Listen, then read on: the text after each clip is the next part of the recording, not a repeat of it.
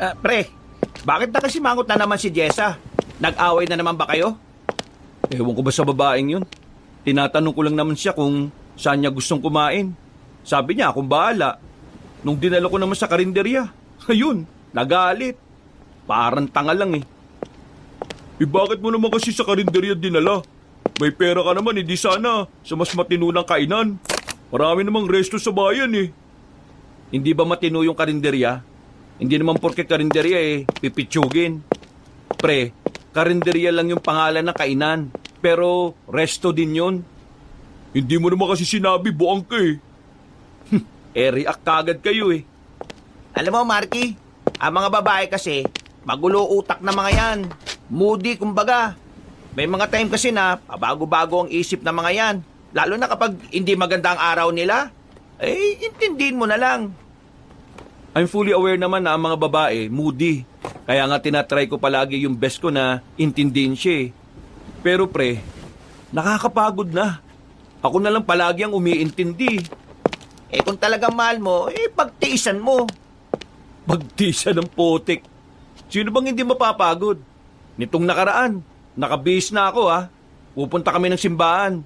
Tapos yung nakasakay na ako ng jeep pabayan eh, biglang nagbago yung isip. Sa susunod na linggo na lang daw kami magsimba. Kasi wala naman daw siyang ganong nagawang kasalanan. Oh, kita mo na? Parang tanga, di ba? Hindi pa yan. Ang dami pa. Hindi ko na lang sinasabi sa kanya kasi ayaw kong magkaroon kami ng gulo eh. Pero palaging siya ang nagdudulot ng gulo sa amin eh. Mahal mo ba?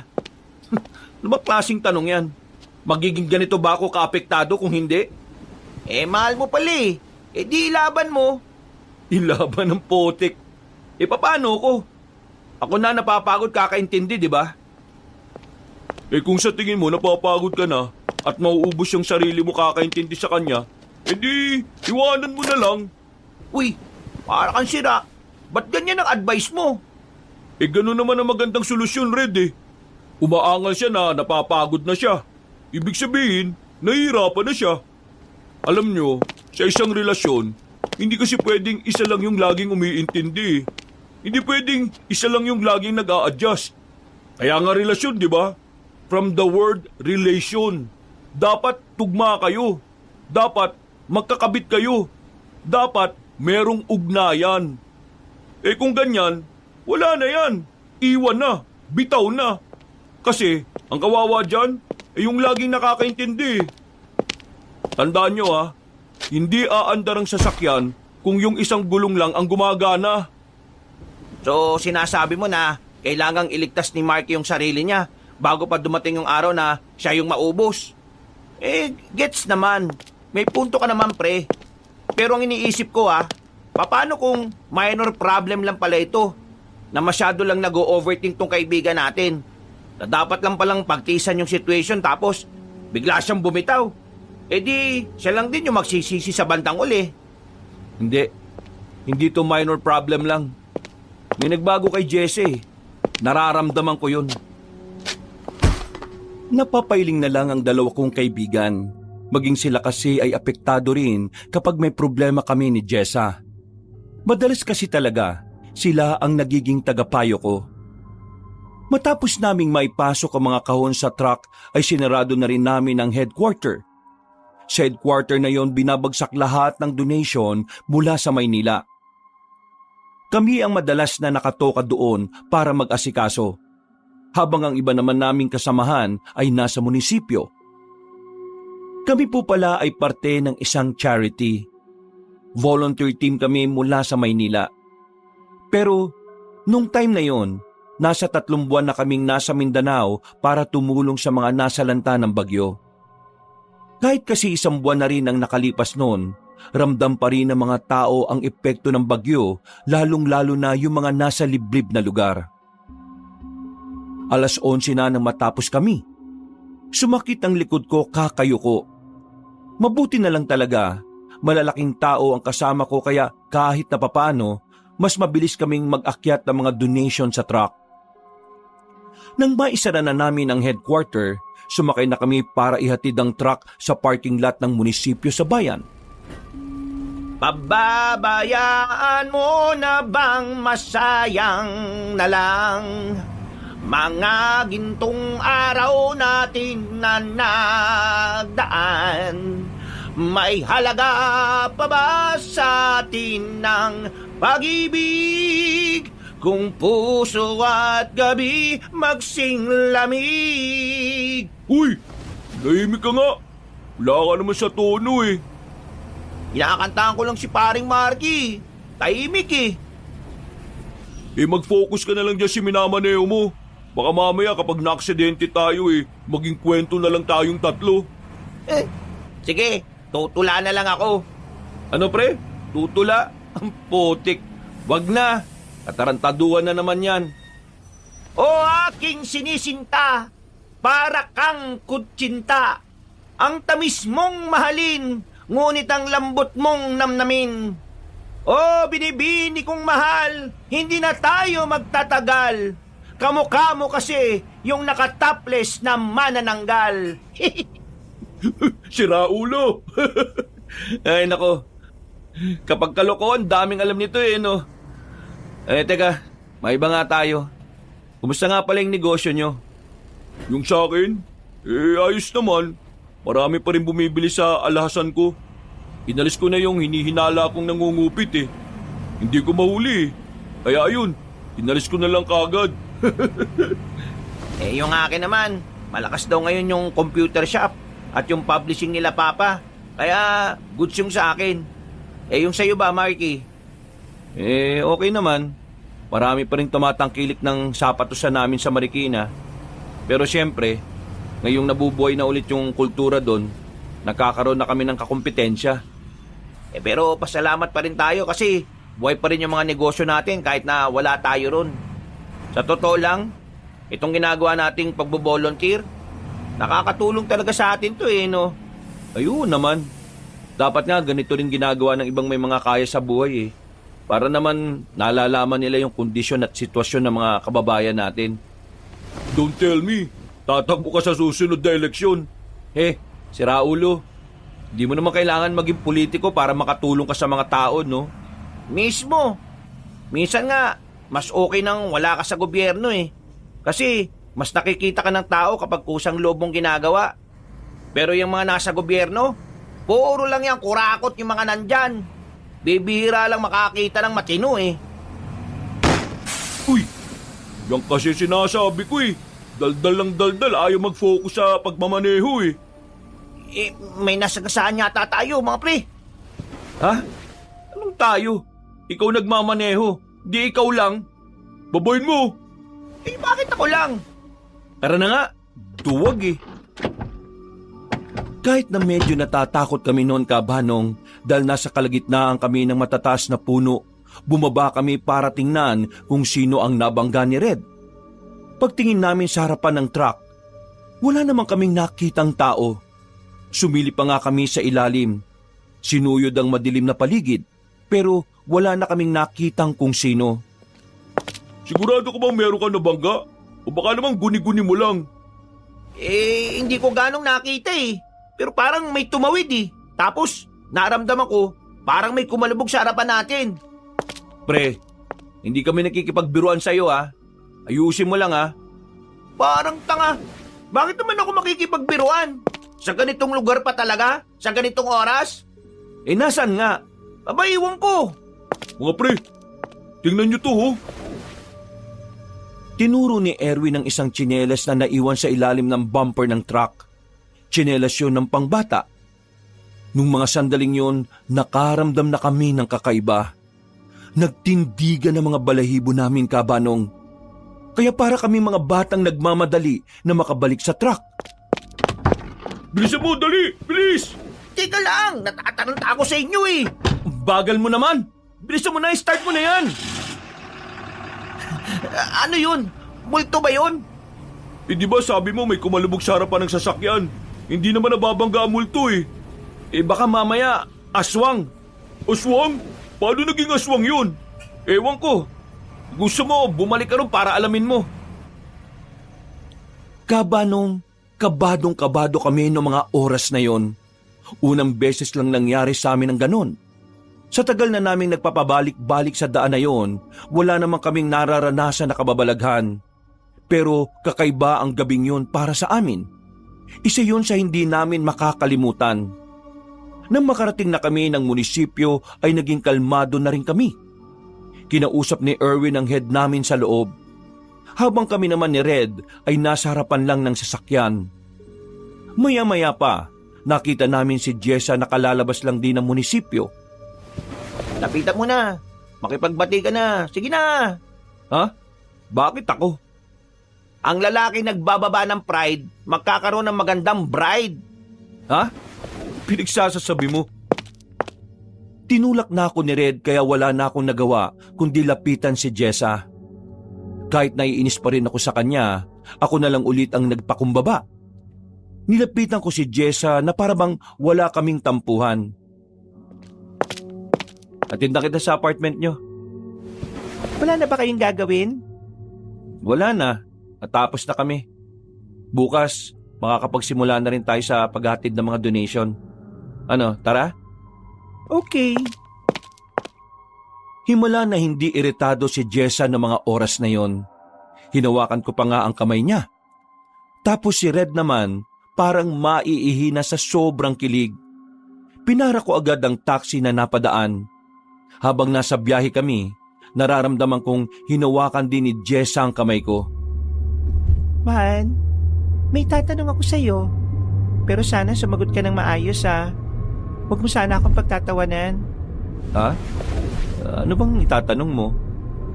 Promise mo munang walang tatawa. Sige, promise. Nakakita ka na ba ng aswang? Aswang? Hindi pa. Bakit? Pero naniniwala ka sa aswang. Oo, naniniwala naman ako.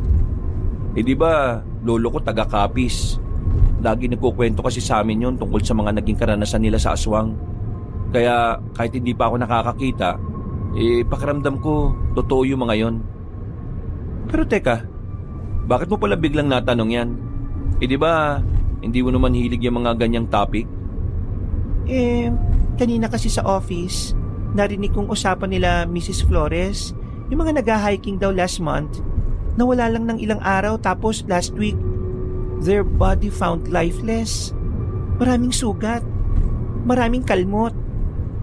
So, sinasabi nila na aswang ang may gawa nun?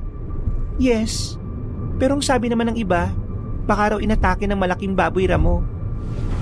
Baka mamaya yung baboy ramo yung aswang. Sabi kasi nila, nagaan yung hayop din ng mga aswang eh.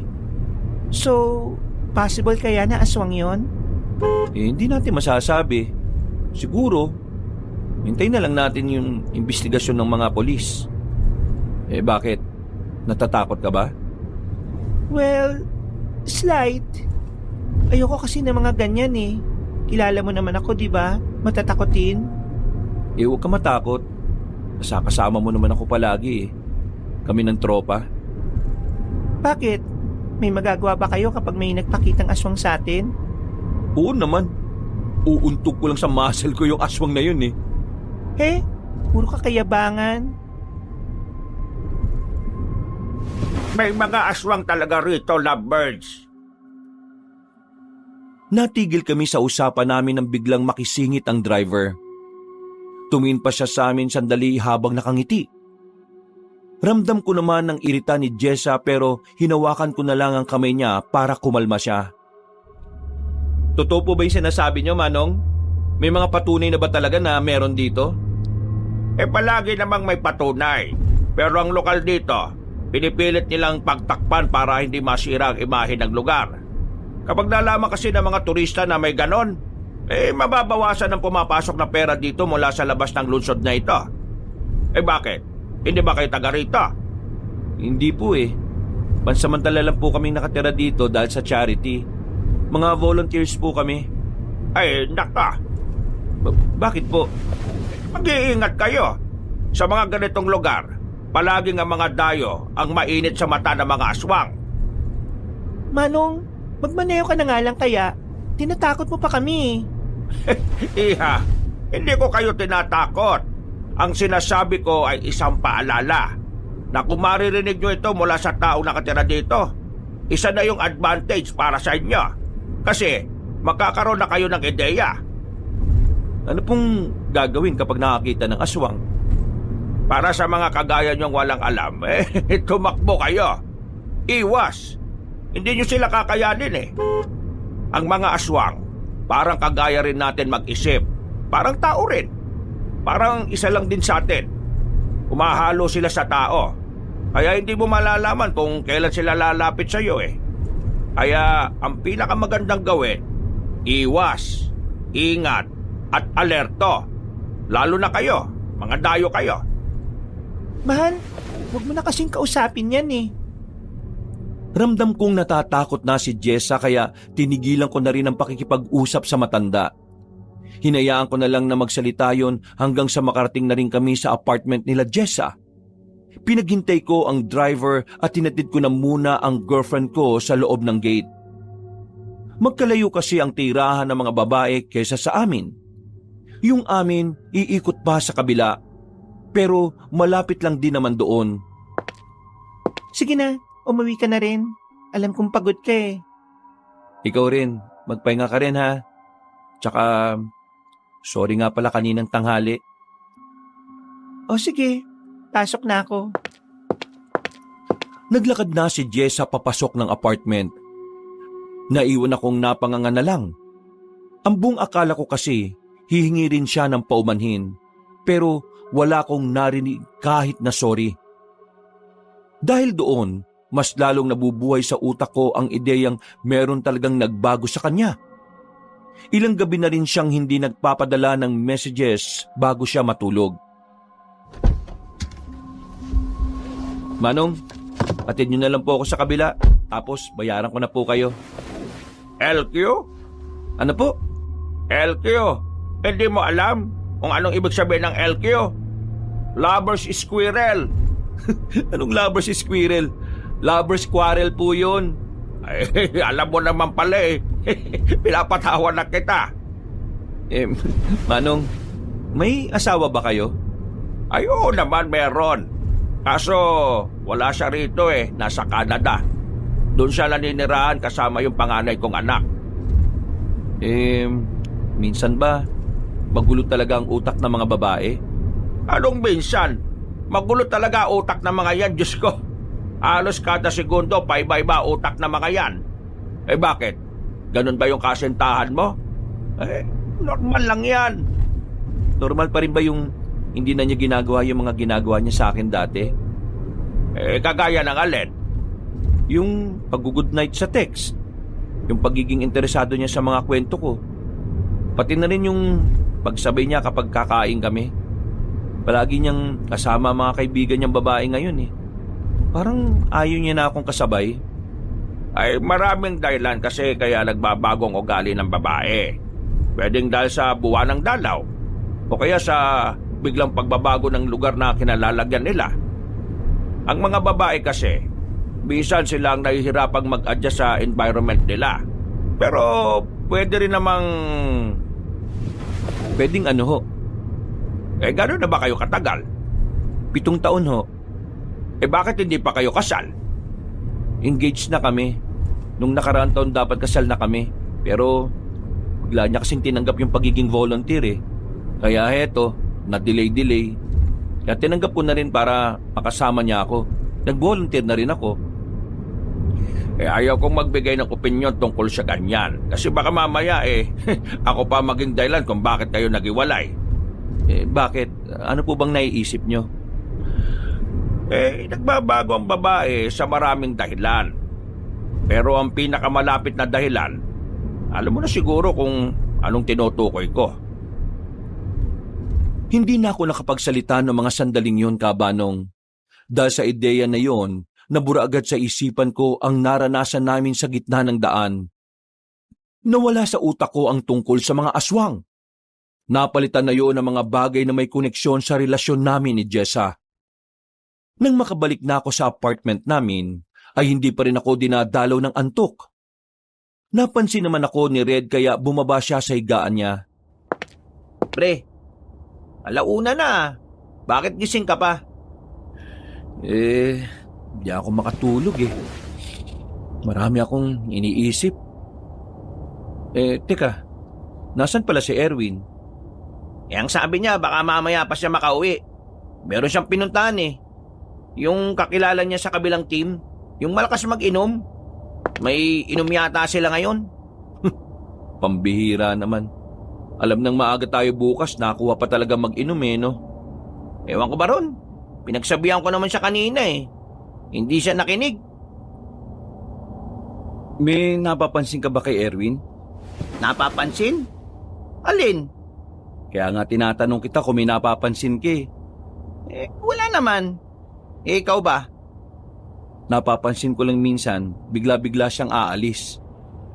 Parang hindi ka naman nasanay sa lokong yun. Sa ating tatlo, yun yung maraming nakikilala sa kahit saan tayo magpunte. Malay mo naman, merong pinopormahan. Bahala siya. Basta bukas, ayokong aantok-antok Nakakapikong kasi minsan eh. Pero pre, maiba tayo. Tingin mo, ano kayang nangyari kanina, no?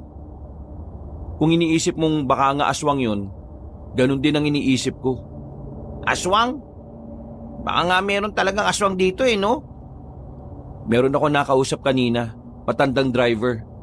Sinabi niya na meron daw talagang aswang dito. Mapagkakatiwala naman kaya yung nagsabi sa'yo.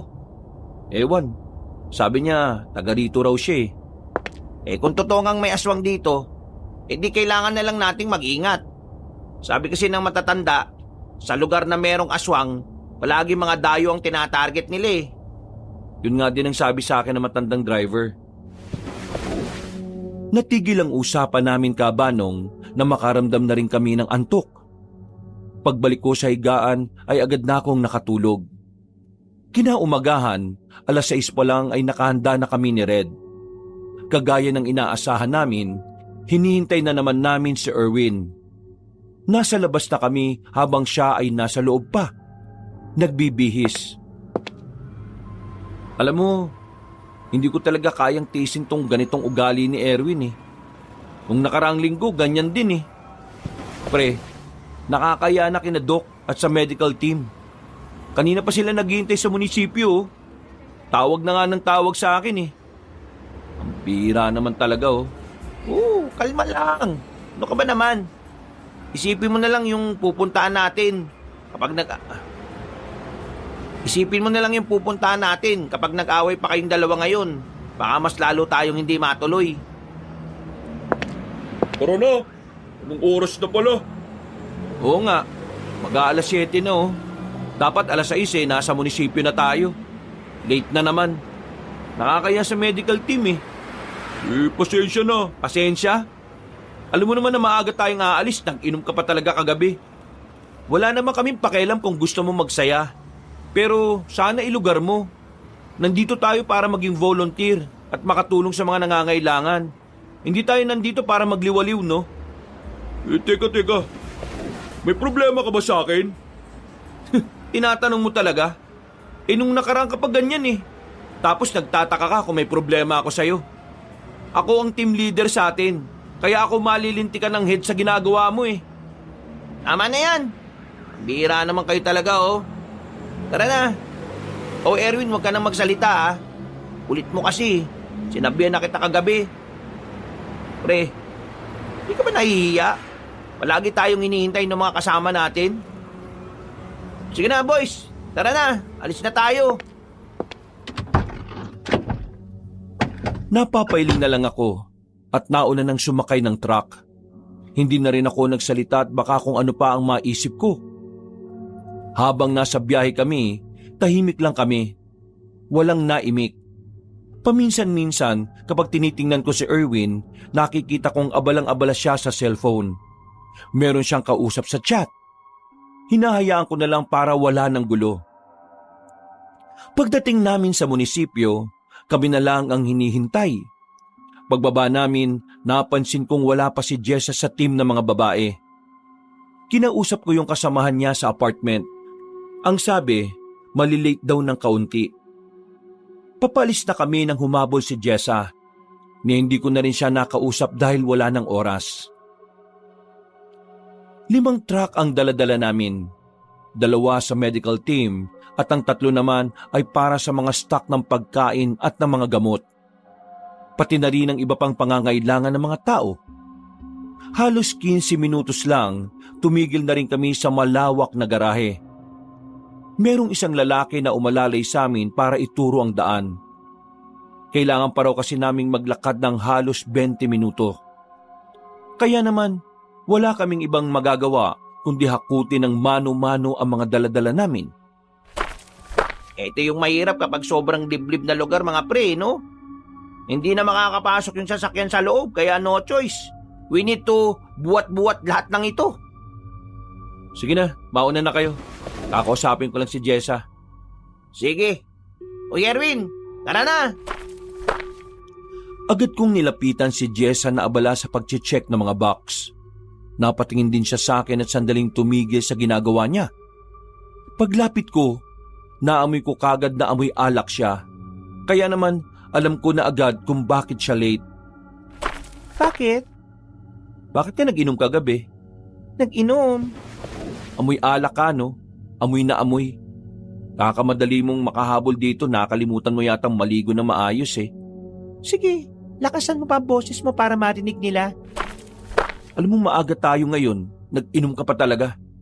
Saan ka nag-inom? Malamang sa apartment. Ba't hindi ka nagsabi sa akin? Diyos ko naman, bakit kailangan ko pang magsabi magiinom lang naman ako? Ayusin mo nga sarili mo. Di ako natutuwa sa mga kilos mo na ngayon ha. Ano? Hindi ko na siya sinagot pa. Umalis na lang ako bago pa masira ang umaga ko. Sa pagpapatuloy namin, mano-mano namin binuhat ang mga kahon. Mabuti na lang talaga at may ilang residente na rin ang tumulong sa amin. Lubak-lubak ang nadaanan namin at ang ibang parte pa ay may mga putikan. Nag-uulan kasi nung nakaraang araw kaya maputik talaga sa mga daan. Maliit na barangay lang naman ang meron doon para talaga silang komunidad na hindi pa gaanong nakikilala ng iba. Hindi na rin sila naaabot ng modernisasyon at niwala nga rin silang kuryente. Pre, ano na naman problema ni Jessa? Nag-greet lang naman ako sa kanya, sinungitan ako. Aba naman oh. Pinagalitan ko kasi. Amoy alak eh. Kaya pala nalit kasi nag-inom. Diyos ko, pareho lang pala sila ni Erwin. Nang sabihin ni Red yun, ay agad akong napatingin kay Erwin. Abala lang siyang nagbubukas ng mga kahon. Sa hindi malamang dahilan, biglang may pumasok na ideya sa utak ko. Isang ideya na ayaw ko sanang isipin dahil kaibigan ko siya. Natauhan lang ako nang tapikin na ako ni Red. Sinimulan na rin namin ang pagsasalang ng mga laman ng kahon. Bandang 10:00 ng tanghali, nagsimula na ang programa. Hindi kami magkandaugaga sa kakaasikaso sa mga residente. Mga bandang 12:00 na kami nakapagpahinga. Hingal na hingal ako noon. Ako kasi ang nag-asikaso sa matatanda. Woo! Grabe, pagod. Pero worth it eh, no? Tingnan mo, ang sasaya ng mga tao. Uy, naririnig mo ba ako? Ha? Ay, takting yan. Lutang eh. Are you okay, bro? Oo. Pasensya na. Alam mo, maganda niyan. Kausapin mo mamaya yung jowa mo. Pareho kayong lutang eh. Pre, nasan si Erwin? Abay, ewan ko. Baka nasa mga bago niya kakilala. Bakit? Wala naman. Oh, saan ka pupunta? Naglalakad-lakad. Hahanap ng mabibilan ng Yossi. Uy, teka, sama na ako. Baka hanapin tayo nila Dok eh. Nagpaalam na ako sa kanila kanina. Wow, advance ah. Matik yan. Sandali naming iniwan ng mga kasamahan namin sa barangay. Naglakad-lakad kami hanggang sa meron na kaming makitang tindahan. Bumili kagad ako ng sigarilyo. Habang nakatambay kami roon, merong matandang babae ang lumapit para bumili din. Napatingin din siya sa amin. Parang sinusuri kung taga saan kami. Mga iha, Kasama ba kayo ng mga volunteer sa barangay? Opo. Kasama po nila kami. Nagpunta po ba kayo ron, Nay? Oo. Nauna pa nga ako eh. Alam nyo, laking pasasalamat ng mga taga rito sa mga kagaya ninyo. Yung mga gamot na binigay ninyo, malaki ang may tutulong nun sa aming mga matatanda rito. Kasi talagang walang nagpupunta rito sa amin eh. Kawawa nga ang iba rito, namamatay na lang sa sakit. Kasi hindi naman talaga namin kayang bumaba para magpunta sa ospital. Ang layo rin naman kasing lakarin. Kaya sobrang nagpapasalamat kami sa inyo. Hindi po kayo dapat magpasalamat sa amin. Hindi naman po kasi sa amin yung galing eh. Yung mga bagay na natatanggap nyo sa ibang tao nang gagaling, tumutulong lang din po kami. Pasalamatan din po natin yung mga nag-donate at yung mga taxpayers. Kahit na, kayo pa rin ang nagsakatuparan ng lahat ng ito. Kung wala kayo, wala namang maghahatid ng mga yan dito. Alam nyo, ang mabuti pa, sumama kayo sa akin sa bahay. Meron akong ibibigay sa inyo. Munting regalo lang. Para pambawi ko naman sa inyo. Nako, hindi po. Hindi na po kailangan. Hindi. Tanggapin niyo yon. Yun na lang ang pasasalamat naming lahat sa inyo. Pero, Sige po, Nay. At tanggapin po namin. Sumama kami sa matanda pauwi sa bahay niya, Kabanong. Nahiya naman kasi akong tanggihan dahil baka sumama ang loob na matanda. Hindi naman kalayuan ang bahay niya kaya agad na rin kaming nakarating. Teka. Ako nga pala si Puring. Pasensya na, nakalimutan ko palang magpakilala. Ako naman po si Marky. Ito naman po si Red. Yung mga pangalan nyo, pang Maynila talaga no? O siya, sige. Pasok na kayo.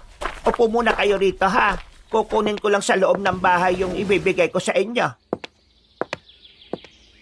Ang sarap siguro tumira sa ganito, no? Tingnan mo. Maaliwalas.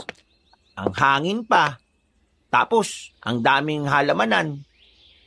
Sobrang layo ng buhay nito sa Maynila, no? Narinig mo naman kanina, di ba? Hindi na ito napupuntahan ng mga taga-bayan. Kaya mahirap ding tumira sa ganito. Kung sa bagay. Eto. Masayang lumapit sa amin na matandang babae. May dala-dala siyang bayong. Agad niya yung inabot sa amin at tinanggap din naman ni Red. Uy, mga daing po ito Yan yung tira sa nilalako ko sa bayan. Kunin nyo na. Naku, baka pwede nyo pa itong pagkakitaan ay Ano ka ba? Kaya ko nga yan binibigay sa inyo kasi para sa akin, mas maiging ibigay ko yan sa mga taong tumulong sa amin. Kaysa ibenta. Sige na, tanggapin nyo na. Mas masarap yan kapag sinamahan ng suka na may silit kamatis. Nay Puring, maraming salamat po dito Matagal-tagal na rin mula nung huling nakakain ako ng ganito Ay nako, walang-wala yan sa tulong na ibinibigay ninyo. Pagkatapos ng ginawa ninyo, baka pwede kayong manatili dito mamayang gabi para mapaglutuan ko kayo ng pinaupong manok. Tingin ko po, Nay, hindi na po kami aabot mamaya. Pagkatapos po kasi nito aalis na rin po kami. May isang bari pa po kasi kaming pupuntahan Sa pambaryo? Saan naman? Pre, anong ang pangalan ng baryo? Baryo Mangusin? Anong sinabi mo? Mangusin ba ka mo? Opo, bakit po? Kasi... Tulungan niyo ako! Tulungan niyo ako! Uy, ano yun? Boses ni Jessa yun Aling Puring, salamat po aalis na po kami. Dali-dali akong tumakbo palabas. Sa kasamaang palad, sumabit pa ang pantalong ko sa nakauslim pa ko kaya napunit ito. Pero wala na akong pakialam. Sa sobrang pag-aalala ko, pinuntahan ko si Jessa. Inabutan naming nakakapit si Jessa sa braso ni Erwin, takot na takot at parabang merong hinahanap. Oh, ano nangyari? Ano kasi, hinahanap namin kayo. Tapos may nagpakitang bayawak sa bandang yan. Gulat ako rito, biglang tumakbo sa akin Akala ko naman, natuklaw ng ahas. Ayos ka lang? Tumingin lang sa akin si Jessa. Naglakad na rin siya paalis. Ni hindi man lang ako kinausap. Pagtingin ko sa gilid ng daan, nakita ko pa roon ang bayawak. Pero agad na rin yung umalis ng bugawi ni Red. Saan ba kasi kayo nagpunta? Kanina pa namin kayo hinahanap eh. In 20 minutes, aalis na tayo, sabi ni Sir Valente. Tara na! Nauna na rin naglakad si Erwin. Hindi niya man lang kami hinintay. Napapailing na lang si Red. Makaasta, akala mo, hindi late kanina eh, no? Yaan mo na. Bumalik na lang kami sa barangay. Maya-maya lang ay inilipat na rin namin ang mga gamit namin. Habang nagsasampa kami sa truck, nakita kong tulala si Jessa. Naisip ko noon na baka na-trauma siya sa bayawak. Kaya hininto ko na muna ang ginagawa ko at saka nilapitan ko siya. Mahal, ayos ka lang? Ha? Oo. About kanina, sorry ah. Ayos lang. Sigurado ka bang ayos ka lang talaga? Oo, ayos lang ako. O sige, text mo ko kapag may problema ah. Ramdam ko na parang wala siyang ganang kausap ako. Hindi yun ang unang beses. Sa mga nagdaang araw ay ganun na ganun din siya. Hindi ko alam kung ano ang problema. Sa tuwing tatanungin ko naman kasi siya, ay palagi niyang sinasabi na ayos lang. Kahit ramdam kong hindi. Pakiramdam ko talaga, merong hindi tama. Having you near me, hoping you near me. Uy! Kanta-kanta ka na naman. Pag ikaw, may nasagasaan na naman ha. Eh, ang tahimik nyo kasing dalawa eh. Hindi pa rin ba kayo nagkikibuan? Cool lang naman ako eh. Ewan ko lang dito kay Marky. Kulang din naman ako eh. O eh, yun naman pala eh. Ba't hindi kayo mag-usap? Ibabangga ako tong truck na to. Huwag kang magbiro ng ganyan ha, sapakin kita dyan eh. Hindi kayo dapat nagkakagalit. Remember, we're best friends. Kahit na anong mangyari, tayo magkakaibigan. Tayo magdadamayan. Walang iwanan, di ba? Napangiti na lang kaming dalawa ni Erwin sa sinabi ni Red.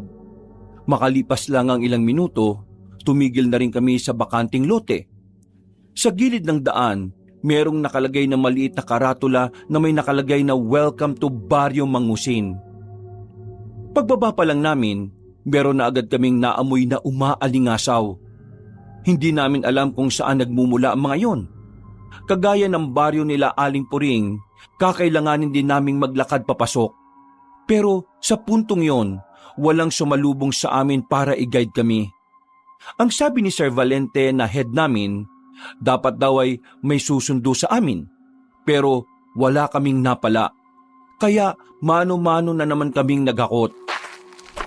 Ang sabi ni Sir Valente, mas liblib daw tong Mangusin eh. Mas malayo. Kaya nakakapagtaka rin bakit wala man lang sumundo sa atin. Sino ba kasi yung kinausap nila rito? Dapat kasi yung coordinator natin nandito. Kaso hindi naman sumama. Yun nga rin eh. Siya ang nakipag-usap dito pero siya ang wala. Yan yun na. Baka nakalimlim lang sa asawa niya. Hindi nakasama. Ay, siya nga pala Erwin. May dala kaming daing. Kainin natin mamaya pag uwi sa apartment. Bigay yun ng isa sa mga senior na nabigyan natin ng gamot. Ayos yan. Sarap niyan sa suka. Napatigil kami sa paglalakad nang meron kaming nakitang patay na kambing sa gilid mismo ng daan. Inuuod na ang katawan. Nilalangaw na rin. Napatakip kaming lahat ng ilong dahil sa sobrang baho. Yan nga. Yan ata galing yung umalingaso na mabawang amoy eh. Agad kong hinanap si Jessa. Alam ko kasing mahina ang sikmura niya kapag nakakakita at nakakaamoy siya ng ganon. Nilapitan ko siya para kumustahin. Pero hindi ko inaasahan na magiging tugon niya. Ayos ka lang? Ano ka ba? Tanong ka ng tanong. Alam mong may mga bit-bit tayo eh. I'm just checking you. You can say yes or no. Yun lang naman. Oo, ayos lang ako. O ano, okay na ba? Ang problema mo? Hindi ko na siya hinintay pang makapagsalita. Binalikan ko na lang ang mga kasama ko. Sa sobrang inis ko, ay binilisan ko na lang ang paglalakad ko kahit na 2 kahon ang bitbit ko. Nang malampasan na namin ang may mabahong amoy, binaba na muna namin ang mga karga namin para hintayin ang iba. Pre, chill ka lang. Pre, kita niyo naman, di ba? I'm being nice to ask if okay lang siya. Tapos biglang ganun. Langya. Napaya ako sa mga kasama niya eh. Dapat kasi, wag mo na muna kausapin. Mukha kasing iritado talaga siya ngayon eh.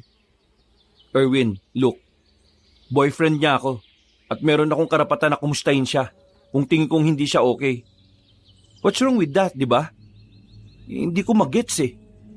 I think, kailangan mo na talaga siyang kausapin. Hindi na normal yung behavior niya, pre.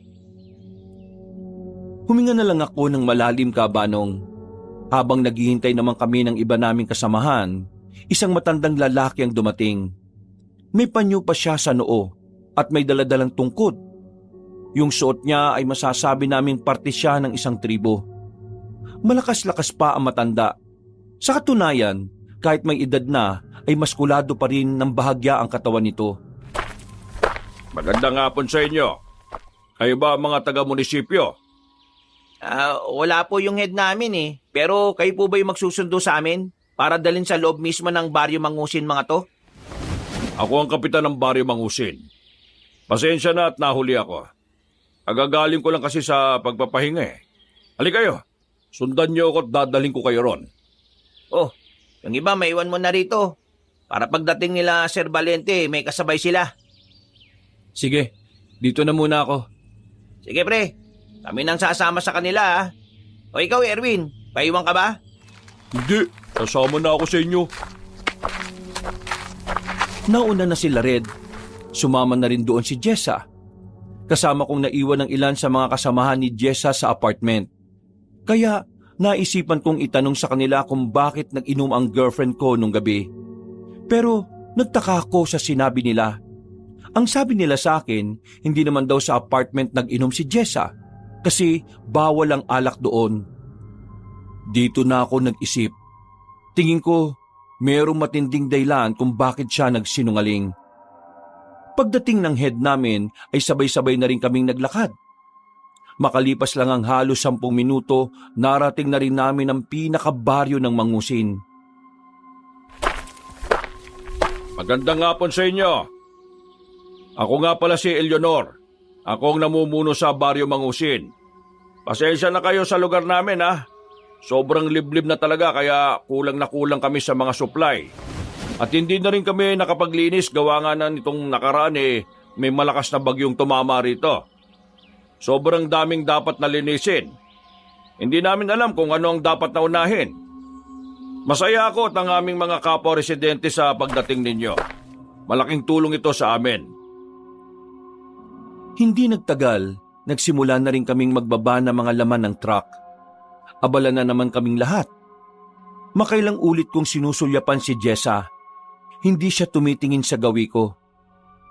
Parang wala man lang talagang balak na makipagbati sa akin. Itunoon ko na lang ang sarili ko sa ginagawa namin. Hindi nagtagal, pinapilan na rin namin ang mga residente. Sinimulan na rin namin ang libreng check-up. Nagsagawa na rin ang medical team ng orientation tungkol sa mga sakit. Pre, naabot na tayo ng gabi ah. Mukhang matagal pa tayo makakauwi nito. Bakit? Ano bang sabi ni Sir Valente?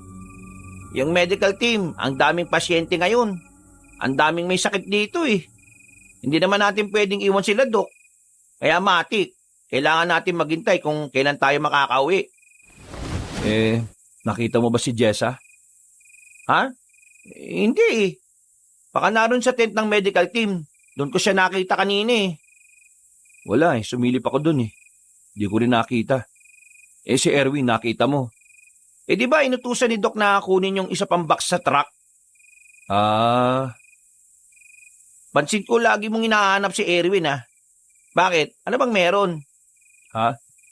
Wala naman. Malamang ako ang team leader sa team natin, di ba? Baka mamaya kung saan na naman magpunta. Mapagalitan ako ng head natin. At saka, hindi lang naman siya hinahanap ko eh.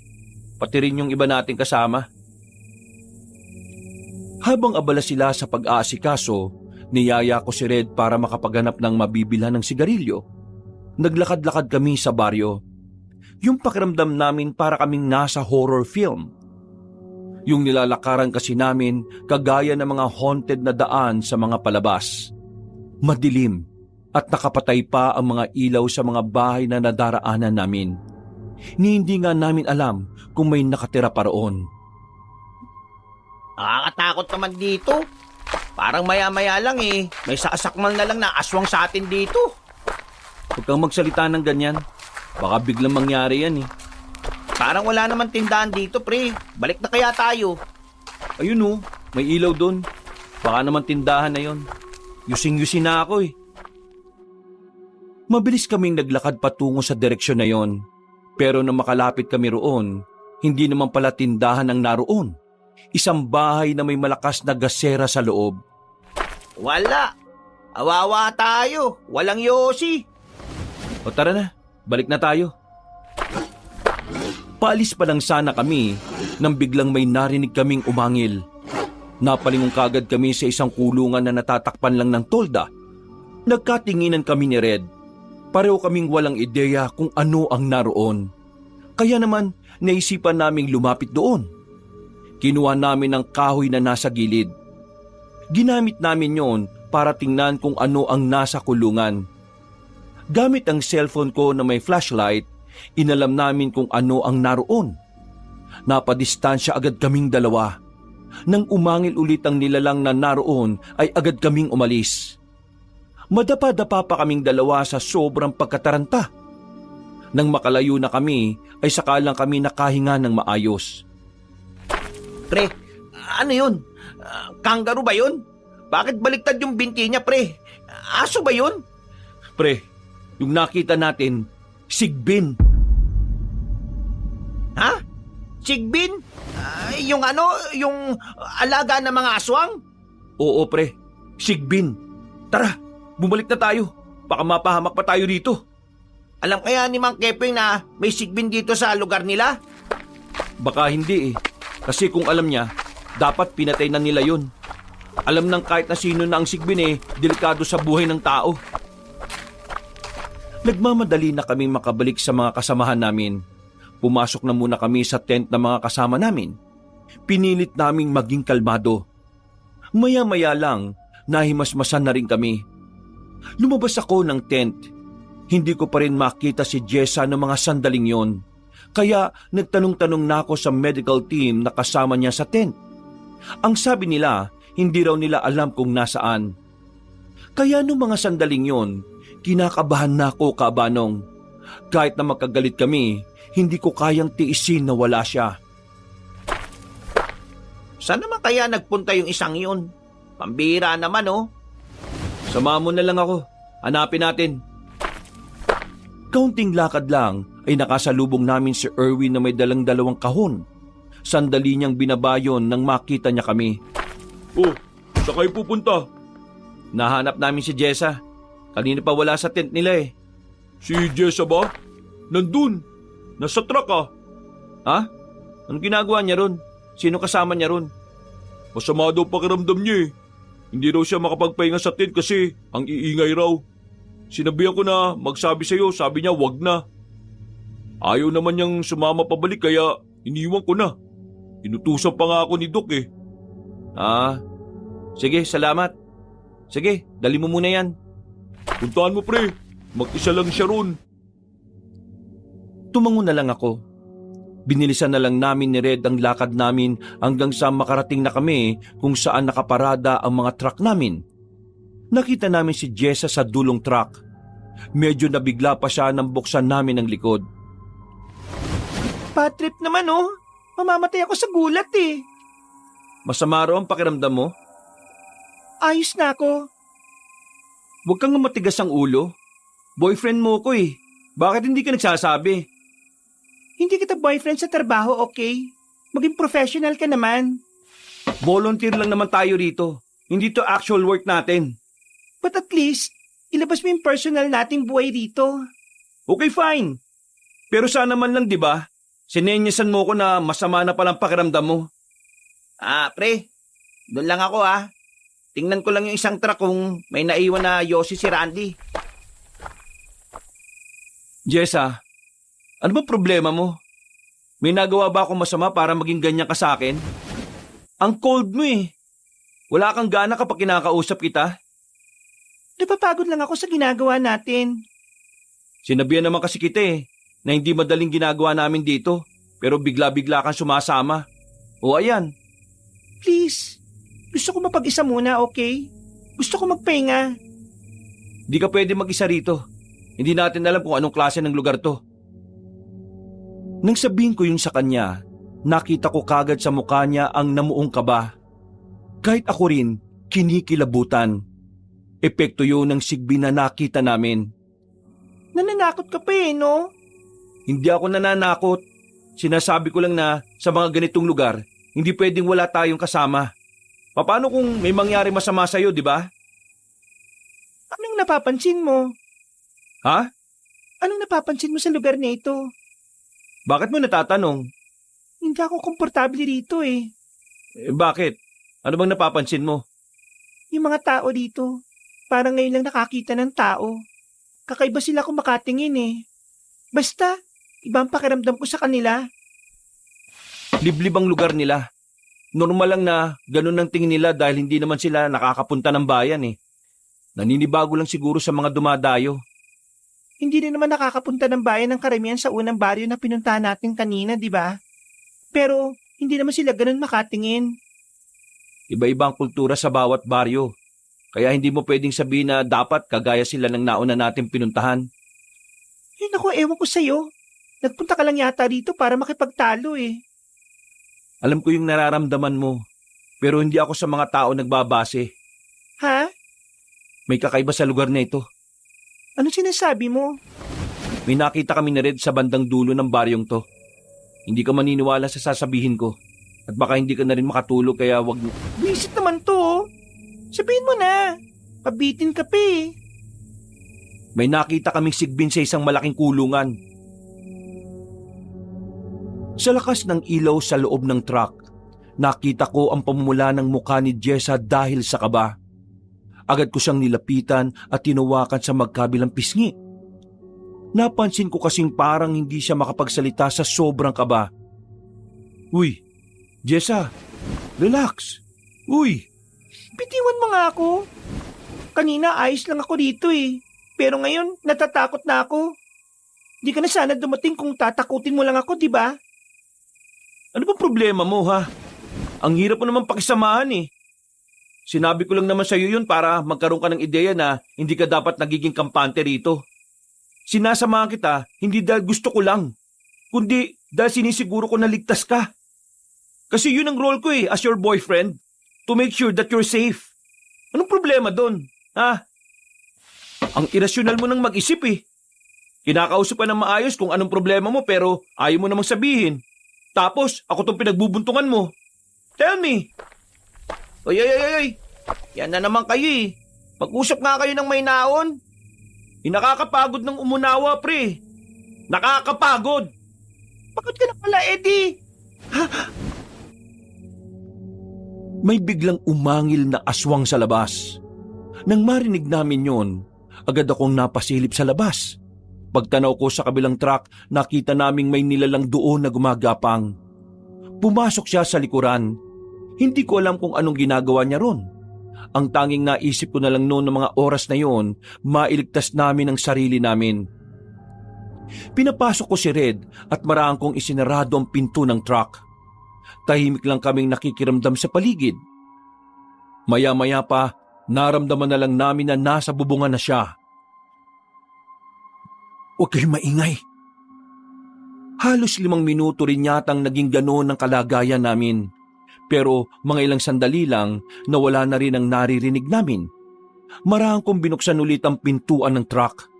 Pagsilip ko roon, wala nang aswang sa labas. Nakahingan na rin kami ng maluwag. Hindi na kami bumalik sa mga kasama namin at pinili na lang naming manatili roon. Mga bandang 10:00, bumalik na ang mga kasama namin.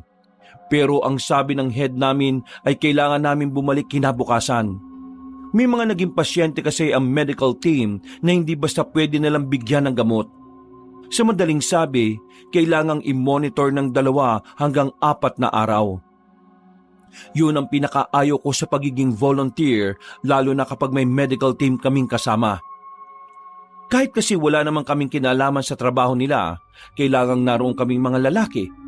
Karamihan kasi ng medical team ay mga babae, kaya kami talaga ang aalalay sa kanila. Habang nasa biyahe na kami, kinuwento namin kay Erwin ang nangyari. Kahit siya ay hindi rin makapaniwala. Ibig sabihin, may aswang doon sa baryong yun kanina? Hindi namin alam kung doon talaga sa baryong yun galing ang aswang Pwedeng naligaw lang din. Pero ang sigurado, may aswang. At nakita naming 3 yun. Hindi kaya aswang din yung nabangga mo nun?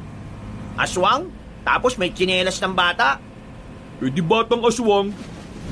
Posible yan. Kwento ng lolo ko, kadalasan mga bata ang pakalat-kalat na aswang sa hapon. Eh teka, ano palang balak nyo? Sasama pa ba kayo bukas? Wala naman tayong choice, bro. Puro babae mga medical team. At yung mga nasa team natin, yun yung puro lalaki. Kaya sasama talaga tayo. Kinausap ko kanina si Doc Sabi niya, kailangan niya raw talaga tayo. Ganon din si Sir Valente. Tayo kasi yung mag-a-assist sa ibang matatanda at magbubuhat din ng mga dadaling gamit bukas. Eh yung aswang, paano yun? Sasabihin ba natin sa kanila? Wag siguro. Bakit wag? Dapat aware din sila para makapag-ingat sila. Pre, kapag sinabi natin sa kanila, baka wala ng medical team na magpunta. Eh kung mapahamak ang mga yun, kasalanan natin kasi wala tayong sinabi. Bro, may punto si Erwin. Sabihin na lang natin sa kanila para if ever man na may mangyari, malinis sa konsyensya natin. Ako nang bahala magsabi sa kanila bukas. Tatawagan ko si Doc at ang head natin. Nakauwi kami ng apartment. Hindi ko naman nakausap si Jessa noon. Talagang umiiwas siya sa akin. Nakakadagdag pa yon sa iniisip ko dahil hindi ko talaga alam kung saan ako nagkamali. Habang nagpapahinga kami, pumasok si Erwin sa kwarto namin. Kita ang dismaya sa mukha niya. Balita, anong sabi ni Sir Valente at ni Doc? Visit. Pinagalitan ako ni Sir Valente. Huwag ko raw ipapalam sa iba yung ginagawa kong kwento. Baka raw matakot yung medical team. Sabi naman ni Doc, hindi siya naniniwala sa aswang. Pinagsabihan din ako na huwag daw akong gumawa ng ganong klaseng kwento kasi hindi raw nakakatuwa. Iniisip nila nagtitrip ako mga pre. Dapat pala ako na lang nagsabi. Kasi ikaw alam nila malakas trip mo palagi. Hindi talaga sila naniniwala kahit na sino mang magsabi. Kilala ko si Sir Valente. Hindi yan naniniwala sa Diyos Sa aswang pa kaya. Si Doc, puro science lang pinaniniwalaan nun. Ano gagawin natin? Kung ayaw pala nilang sabihin natin, di bahala sila. Wala na tayong kasalanan, sakali mang may mangyari mang masama. Bumuntong hininga na lang ako, Kabanong. Pero ang totoo, kinakabahan na ako. Pakiramdam ko kasi, merong mangyayaring hindi maganda. Nung gabing yun, hindi na naman ako dinadalaw ng antok. Gising na gising pa ako. Pumunta na lang ako sa kusina. Nakita ko ang nakasabit na polo ni Erwin sa likod ng pintuan. Kinuha ko yun para ilagay sa labahan, pero may naamoy ako sa polo niya. Sa hindi mapaliwanag na dahilan, biglang nagkaroon ako ng masamang kutob. Pero umiling-iling ako. Pilit kong iniisip na hindi tama ang iniisip ko. Pero natuon na lang ang atensyon ko nang biglang may sumigaw na balot sa labas. Kahit kinakabahan ako sa kung ano ang natuklasan ko, pinili ko pa rin kumalma. Dahil kahit napapaano, binibigyan ko pa rin ng benefit of the doubt ang kaibigan ko. Nakako, hindi niya yun kayang gawin. Manong, 3 balot nga. Paglapit ko sa matanda, nakilala ko ang mukha niya. Napatigil ako sandali. Napangiti naman siya sa akin. Mukhang puyat ka. Sige, dadagdagan ko ng isa. Di ba kayo yung driver ng tricycle na nasakyan namin ng girlfriend ko? Oo, ako nga. Buti naman at nakilala mo ako. Ayos nagtitinda ka rin pala ng balot sa gabi? Oo naman. Kapag wala akong biyahe, naglilibot ako para magbenta ng balot. Hindi po kayo natatakot? Layo-layo ang mga bahay dito tapos yung ibang poste ng ilaw hindi pa gumagana. Eh bakit naman ako matatakot? Dahil ba may aswang? Di ba sabi niyo merong aswang nga dito? Oo nga, meron nga. Pero hindi naman ako natatakot. Patayin ko pa yung mga yon. Grabe, ang tapang pala ninyo. Eh alam mo, kapag tinatakbuhan mo ang kinatatakutan mo, habang buhay kang matatakot. Dati rin naman akong takot sa mga yun eh. Pero ngayon, hindi na. Bakit? May nakalaban na ba kayong aswang? Binangga niyo po ba gamit ng sasakyan ninyo? Anong bilangga? Hindi Pinaslang ko sila gamit ang itak ko. Hindi nga, seryoso? Joke lang. Ano naman labang ko sa kanila matanda na ako. Kala ko naman totoo ni. Pero ito, talungin kita. Meron ka na bang naranasan na may kaugnayan ng aswang? Wala naman po. Pwede ka magsabi sa akin kasi baka matulungan kita. Wala po talaga. Alam kong nagsisinungaling ka. Paano niyo naman po nasabi? Binubulgar ka ng mata mo at ang mga kamay mo hindi mapakali sa bulsa mo. Sige na iho, magkwento ka sa akin. May kakilala ko. Matutulungan niya kayo para hindi na kayo guluhin ng mga aswang. Huminga ako ng malalim kabanong.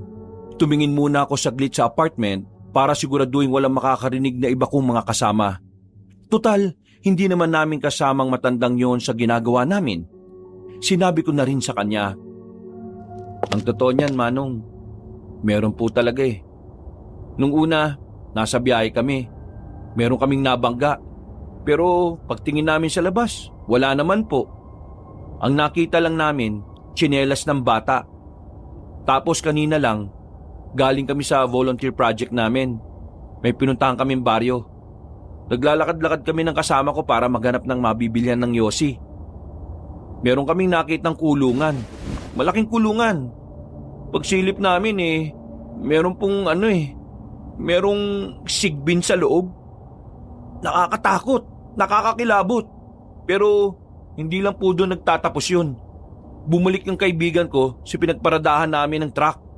Doon, may nakita naman kaming aswang. Gumaagapang, umakyat sa mga truck. Para siyang may hinahanap Buti na lang nakapagtago kagad kami sa isa pang truck. Alam mo ba kung saan baryo yan? Opo, sa baryo Mangusin. Pinamumunuan ng matandang si Eleanor ang pangalan. Ganun ba? Kinakabahan nga po kami kasi bukas babalik pa po kami ron. May sakit kasi ron na kailangang i-monitor. Yung mga matataas sa amin, ayaw namang maniwala sa kwento namin. Wag na kayong tumuloy. Naku, gustuin man namin magstay dito sa apartment, walang makakatulong yung medical team namin Puro sila babae. Ang bibigat pa ng bubuhating gamit na manggagaling pa sa ospital. Kung ganon, babalik ako rito bukas ng umaga. Bibigyan ko kayo ng pangontra para hindi kayo masaktan ng mga aswang. Pangontra? Teka, ano po ba kayo? Albularyo po ba kayo? Hindi. Yung kakilala ko nga. Anong oras po bukas? Bukas bago mag alas 7. Sige po. Maraming salamat po. Ay teka, ano nga po palang pangalan nyo? Kepweng. Yon ang pangalan ko. Tawagin mo na lang ako Mang Kepweng. Matapos kong maibigay ang bayad sa kanya sa balut, naglakad na rin siya papalayo. Bumalik ako sa apartment. Kinain ko ang balot kaya mas lalong hindi na ako nakatulog. Inabot na rin ako ng umaga. Ginising ko na sila dakong alas 5. Pagtingin ko kay Erwin, parang gusto ko siyang kausapin. Pero naisip ko na baka makakaapekto lang yun sa gagawin namin nung araw na yon. Pinaganda ko na sila. Pagkatapos, kaagad na rin kaming bumiyahe papuntang munisipyo kung saan kami magkikita-kita. Pagdating namin doon, Nagtataka ako kung bakit naroon si Jessa. Ang buong akala ko kasi ay hindi na siya sasama dahil natatakot siya. Kaya naman palihim ko siyang nilapitan habang abala pa ang iba sa pakikipag-usap. Oh, bakit nandito ka? Bakit? Bawal ba? Sabi ni Doc, team na lang namin yung kailangan kasi kami yung magbubuhat ng mga mabibigat. Bakit ka nandito? Akala ko ba natatakot ka dun sa aswang? Ayoko sa apartment eh. Di dun ka sa apartment namin. Gusto ko ngang sumama. Gusto ko makatulong. Pakiramdam ko wala akong kwenta kapag nakatambay lang ako. Di ba alam mo namang delikado? Nakita mo naman yung aswang, di ba? Hindi naman ako nagpapaabot ng gabi eh. Magpapaalam na ako sa kanila kapag hapon na. At saka, bakit ba ayaw mo akong sumama? Siguro may pinopormahan ka sa medical team, no? Baliw ka ba? Inaalala lang kita. Kagabi, para kang lalagnatin sa sobrang takot Tapos ngayon, pagbibintangan mo kung may pinopormahan. Abay, malay ko ba sa'yo? Hindi ako cheater, no? Kahit na hindi mo ako kinakausap madalas, kahit na kailan, hindi sumagi sa isipan ko na maghanap ng iba. O hanapin sa iba yung atensyon na kailangan ko. Hindi nakapagsalita si Jessa. Hindi rin siya makatingin ng diretso sa akin. Napansin kong nakatinginan sila ni Erwin. Agad silang nag-iwasan ng tingin nang maramdamang nakatingin ako sa kanila. Hindi ko na napigilan si Jessa na sumama nung umagang yon. Nang nasa biyahe na kami, saka ko lang naalala ang usapan namin na matandang si Mang Kepweng. Napakamot ako sa ulo. Napansin din naman yon ni Red at ni Erwin. Bakit? May nakalimutan ka ba? Yung sinabi ko sa yung nakausap kong matanda sa harapan ng apartment, may usapan kami na babalikan niya ako ngayong umaga Kaso, nakakalimutan ko naman. Bakit? Ano bang meron? Yang sabi niya, may ibibigay daw siya sa akin na pangontra sa aswang para daw hindi tayo malapitan. Totoo naman kaya yun? Oo naman. Mukha namang totoo yung sinabi niya. Mas mukha pa nga siyang nagsasabi ng totoo kaysa sa mga kakilala ko Oh? Pre, may problema ba? What I mean is, baka may hindi ka sinasabing problema May nakaaway ka ba sa inyo? Wala naman. I'm cool. Don't worry. Nanahimik na lang ako, Kabanong, hanggang sa makarating na ulit kami sa Baryo Mangusin. Hindi ko pa rin kinikibo o pinapansin si Erwin. Oh boys, pakiingatan Kahapon merong nayupi na plastic bottle. Tandaan nyo, para yan sa mga nangangailangan. Hindi yan parcel na pwede nyong ibalibag na lang. Uy pre, ayos ka lang ba talaga? Ngayon lang kita nakitang nag-utos ng paggalit Sino ba naman kasing hindi magagalit? Ako ang kinakausap ni Sir Valente kahapon. Nauna akong naglakad dala ang 2 kahon. Pagdating namin sa tent, nilapag ko lang kagad ang daladala kong kahon. Sa sobrang banas ko, binalikan ko kagad ang mga natitira pang kahon sa truck. Nakasalubong ko pa si Jessa. Nakita ko magsasalita siya pero hindi ko na siya pinansin. Napahiya siya sa mga kasamahan niyang babae na parte ng medical team. Lumipas ang mga oras. Natuon lang ang atensyon ko sa pagka-bad trip. Naiisip ko pa rin naman ang mga kababalaghan na nangyari sa amin pero masyado kong nadadala sa emosyon. Kapag nakikita ko ang pagmumukha ni Erwin, parang gusto ko siyang sapakin sa muka ng paulit-ulit hanggang sa hindi na siya mamukaan. Bandang tanghali nagpapahinga na kami. Habang nanananghalian ng medical team, ang mga kasamahan ko namang lalaki ay tinipon ko sa isang tent. Pero ako, humiwalay ako sa kanila. Naganap ako ng pwesto kung saan ako makakapagyosi ng mapayapa. Ay nako, sirang-sira ang araw ko ngayong buwisit. O pre! Pre! Pre! Oh, bakit ka nandito? Kumakain kami ron Ano problema mo pre? Nagtatanong na si Sir Valente at si Doc. Okay ka lang ba talaga? Wala ako sa mood pre. Gusto ko lang ng katahimikan. Gusto mo, umuwi na muna. Ako nang bahala rito. Hindi. Dito lang ako. Ayos lang ako, pre. Huwag mo na akong intindihin. Ayos ba yung ganyan? Tingnan mo kaya yung itsura mo sa salamin, oh. Ang pungay ng mga mata mo. Sabog ka ba? Wala pa akong tulog, pre. Sabi mo kanina, pangit ang gising mo. Wala ka palang tulog. Ano ba talaga? Bro, please. Leave me alone. Gusto ko muna makapag-isip-isip, okay? Sige. Tawagin mo na lang ako kapag kailangan mo na ako. Iiling-iling na naglakad si Red papalayo. Habang ako naman ay napahugot na lang ng malalim na paghinga. Wala pang 5 minutong nakakalis si Red ay bigla namang sumulpot ang batang lalaki sa gilid ko. Nanggaling siya sa halamanan. Bago ka rito? Uy, Kapag tanong to parang magkaedad lang tayo ah. di ka ba marunong gumamit ng po? Kasama ka ng mga nandun? Oo, bakit? Ano ba kailangan mo? Palagay ko, may problema ka. Ano naman? Para namang maintindihan mo yung mga problema ko, di ba? Sumama ka sa akin. Meron akong ibibigay sa'yo para mawala ang problema mo. Hibang ka ba?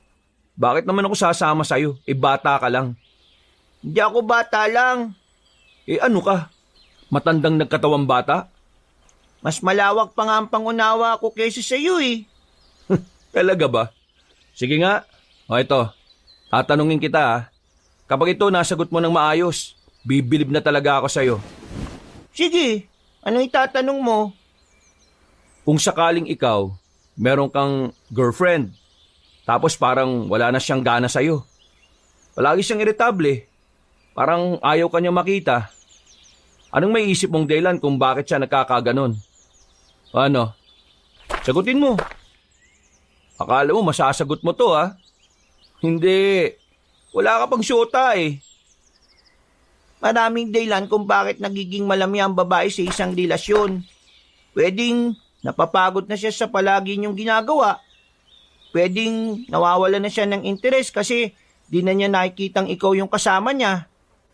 Pwedeng nakikita niya rin na wala siyang magandang kinabukasan sa'yo. At panghuli, pwedeng meron na siyang ibang gustong makasama at hindi na ikaw yun. Natameme ako sa sinabi ng batang yun, Kabanong. Sa isip-isip ko, hindi naman pananalita ng normal na bata ang mga ganon. Mas makahulugan pa yung sinabi niya kaysa sa sinabi ni Red kapag nalalasing na kami. Pero minsan, kahit alam mo naman na ang sagot sa tanong mo, pipiliin mo pa rin maging tanga eh. Kasi gusto mong malaman mismo ang totoo mula sa taong pinagdududaan mo. Teka nga, paano mo nalaman yung mga iniisip ko? Pinapatunayan ko lang na mas malawak ang pangunawa ko kaysa sa pangunawa mo. O ngayon, sabihin mo nga sa akin, bata pa ba ako? Oo na, malawak na yung pangunawa mo. Pero bata ka pa rin para sa akin. May tinatagong alak si Lolo sa bahay. Ang sarap daw nun eh, lalo na kapag may problema ka. Kung gusto mo, sumama ka na sa akin. Ibibigay ko yun sa'yo. Patitikimin kita. Kabanong, hindi ko alam kung papaanong nakumbinsi ako ng batang yon. Hindi ko siya kilala. Wala akong ideya kung saan pamilya siya nabibilang. Pero parang ang dali kong nagtiwala sa batang yon. Pagdating naman sa bahay ng lolo ng batang yon, pinaghintay niya lang ako sa bakuran nila. Habang nasa labas ako, napapansin ko ang kabilang bakuran. Nakatingin sa akin ang mga naroon. Seryoso lang sila. Kahit hindi sila nagsasalita, parang ang daming sinasabi ng mga mata nila. Kung makatingin naman itong mga to, parang ngayon lang nakakita ng tao ah. Uy, tagal mo naman. Kanina pa ako dito. Ano bang ginawa mo sa loob? Nahirapan ako mamili kung ano yung mas masarap na alak para sa iyo eh. O ito, itong napili ko. Matanong nga kita. Bakit mo ba itong ginagawa? Kasi, alam ko kailangan mo. Ibig kong sabihin, ano pang iba mong dahilan? Kaming dalawa ni Lolo nagtimpla ng alak na yan. Gusto ko lang malaman kung masarap ba. Para alam ko kung ano magiging reaksyon ng ibang tumitikim. Hindi mo naman kailangan magpakalasing eh. Titikman mo lang. Bahala ka na kung magugustuhan mo. O sige. Titikman ko na. Binuksan ko ang bote, Kabanong. Parang yung lambanog, kulay suka. Pero nang tikman ko, medyo may nalalasahan akong matamis. Parang lasang katas ng ubas. Pusang gala. Ang sarap nito ah. Ikaw nagtimpla nito? Nasasabi ko nga lang kanina, di ba? Kaming dalawa ng lolo ko. Ang sarap eh. Wala bang pulutan dyan? Inumin ko na to. Hindi mapait eh. Hindi rin matapang. Parang hindi naman to nakakalasing. Wala akong pulutan eh, pasensya na. O sige. Ayos na to. Para akong na-addict noon, Kabanong. Nawala na sa isipan ko na kailangan kong makabalik sa mga kasama ko. Namalayan ko na lang na tinutungga ko na ang bote. Wala pang 10 minuto, naubos ko na ang iniinom ko.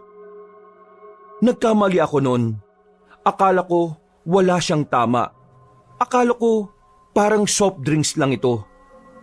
Pero hilong-hilo ko, Kabanong. Hindi ako makatayo.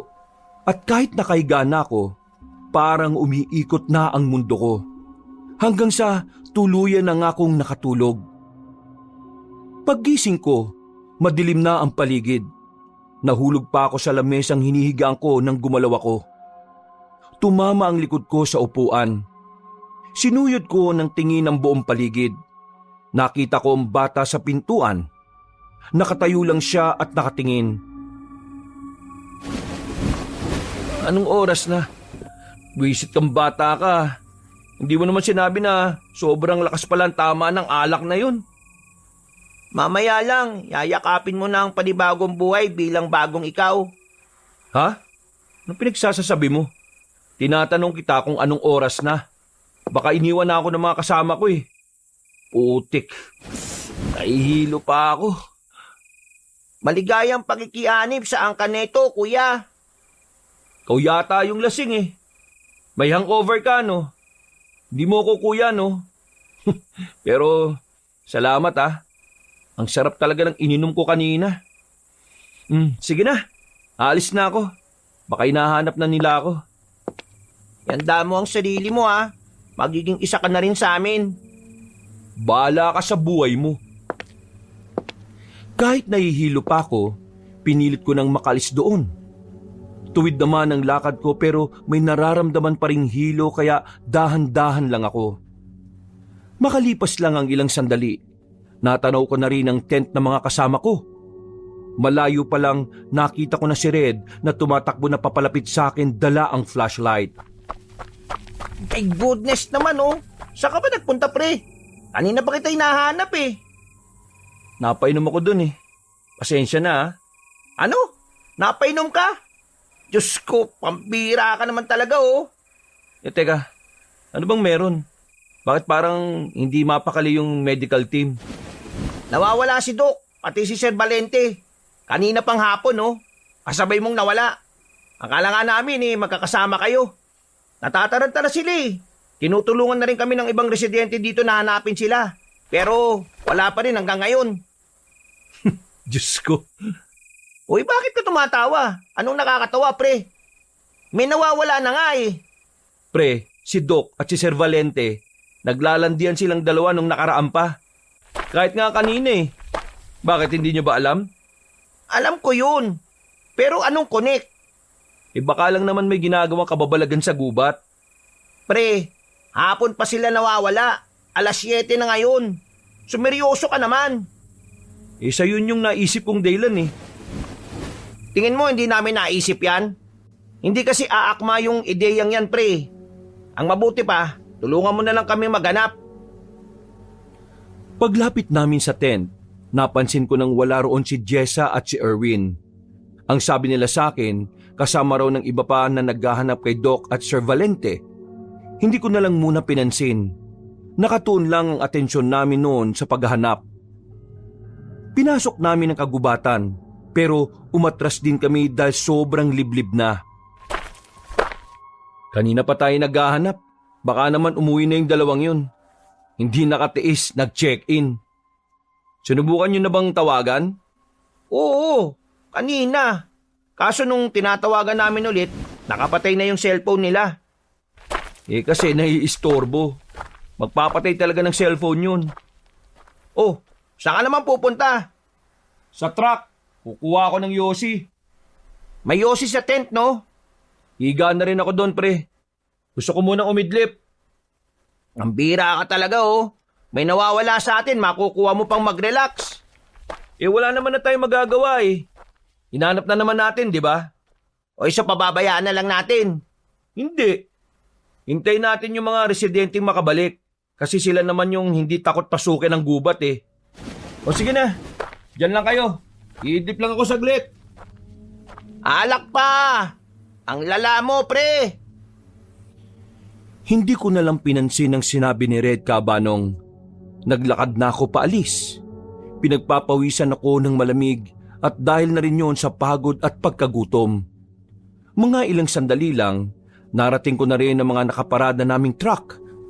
Tumungo ako sa truck na ginamit namin. Pumasok ako sa front seat at doon ako nahiga. Pero hindi pa man ako nakakapikit. Naramdaman ko ng parang umaalog ang truck.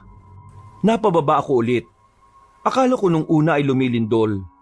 Pero napagtanto ko na yung mismong truck lang pala yung gumagalaw. Marahan akong naglakad. Dumampot ako ng bato sa ilalim sa pangambang merong aswang sa likod. Nang makarating na ako roon, nakita kong nakabukas ang pintuan. Kinuha ko ang cellphone ko. Inilawan ko ang loob.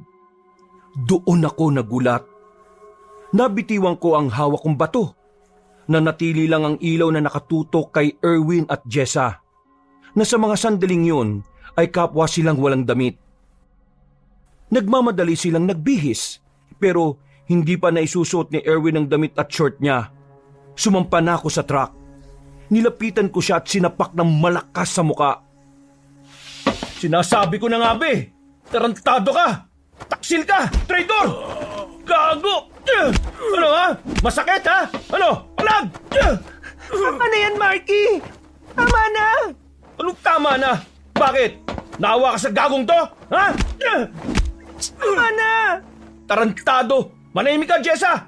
Itong consequences ng panggagago niyo sa akin! Hindi pa ako nakontento, Kabanong. Hinila ko si Erwin palabas ng truck kahit wala pa siyang suot na kahit na ano. Sinapakulit ang mukha niya. Sinubukan niya pang lumaban pero hindi niya ako tinamaan. Pinagsasasapa ko siya hanggang sa mapahiga na siya sa lupa. Pinagsisispa ko siya ng malakas. Dumugo na ang bibig at kilay niya nung mga oras na yon. Kapal ng mukha mo, Erwin! Tinuring kitang kapatid! Pinagkatiwalaan kita! Pero bakit? Bakit mo ito ginawa sa akin? Ano kasalanan ko sa iyo, Erwin? Ano? Bro, matagal lang walang nararamdaman sa iyo si Jessa. Hindi ka lang niya magawang iwan dahil natatakot siya sa magiging reaksyon mo. Kagaguhan! Kung talagang matagal ka nang walang pagmamahal sa akin, Jessa, sana hindi mo na pinaabot ng ganito. Kasi sobrang sakit ang ginawa mo eh. Alam mo ba yon? Hindi lang relasyon natin ang sinira mo. Pati ang pagkakaibigan namin ni Erwin. Ano gusto mong sirahin sa akin? Eto, ako, sarili ko. Sirang-sira sa ginawa mo, Jessa. Anong ginawa kong mali? Lahat naman, makabubuti sa atin ang ginagawa ko. Matino akong tao. Wala akong bisyo maliban sa sigarilyo. Wala akong babae. Ikaw lang. Halos sambahin kita. Pero bakit ganitong ginawa mo sa akin? Bakit? Napapagod na ako. Pagod na ako. Ang kapal ng mukha mong magsabi na napapagod ka na. Sa relasyon nating dalawa, ako palaging umuunawa sa lahat ng ginagawa mo. Sobrang kapal ng mukha mo. Wala kang karapatang mapagod dahil unang-una sa lahat. Palaging ako ang gumagawa ng paraan para maging masaya tayo. Ang sabihin mo, malandi ka talagang siraulo ka. Makati kang babae. At sa ilang taon natin, napakatanga ko dahil ngayon ko lang yun nalaman. Siguro nga, hindi talaga kita kilala. Pre, wala kasalanan si Jessa. Wala ka namang magagawa kung talagang wala na siyang nararamdaman sa'yo. Manahimik ka! Nilapitan ko siya ulit at pinagsasasapak ko sa mukha, Kabanong. Hindi ko inayaan na masuot niya ang brief niya. Galit na galit ako noon. Sobrang kinamumuhian ko silang dalawa. Wala akong pakialam kung matagal na siyang walang pagmamahal sa akin. Sana sinabi niya kagad sa akin. Maunawaan ko naman eh. Kaya kong mag-let go. Pero hindi sa ganitong paraan. Hihiwalayan mo na lang din pala ako, Jessa. Bakit kailangan mo pang durugin ako ng ganito? Bakit? Bakit? Utya, anong nangyari dito? Bakit walang suot yan si Erwin? Bakit duguan yan? Jessa! Teka, pre! Marky! Anong nangyari? Oo, tama ka ng iniisip. Itong matalik nating kaibigan at itong malandi kong girlfriend, may ginawang kababalagan. Inaswang ni Erwin tong babaeng ito. Anong katuan to, Jessa? Erwin!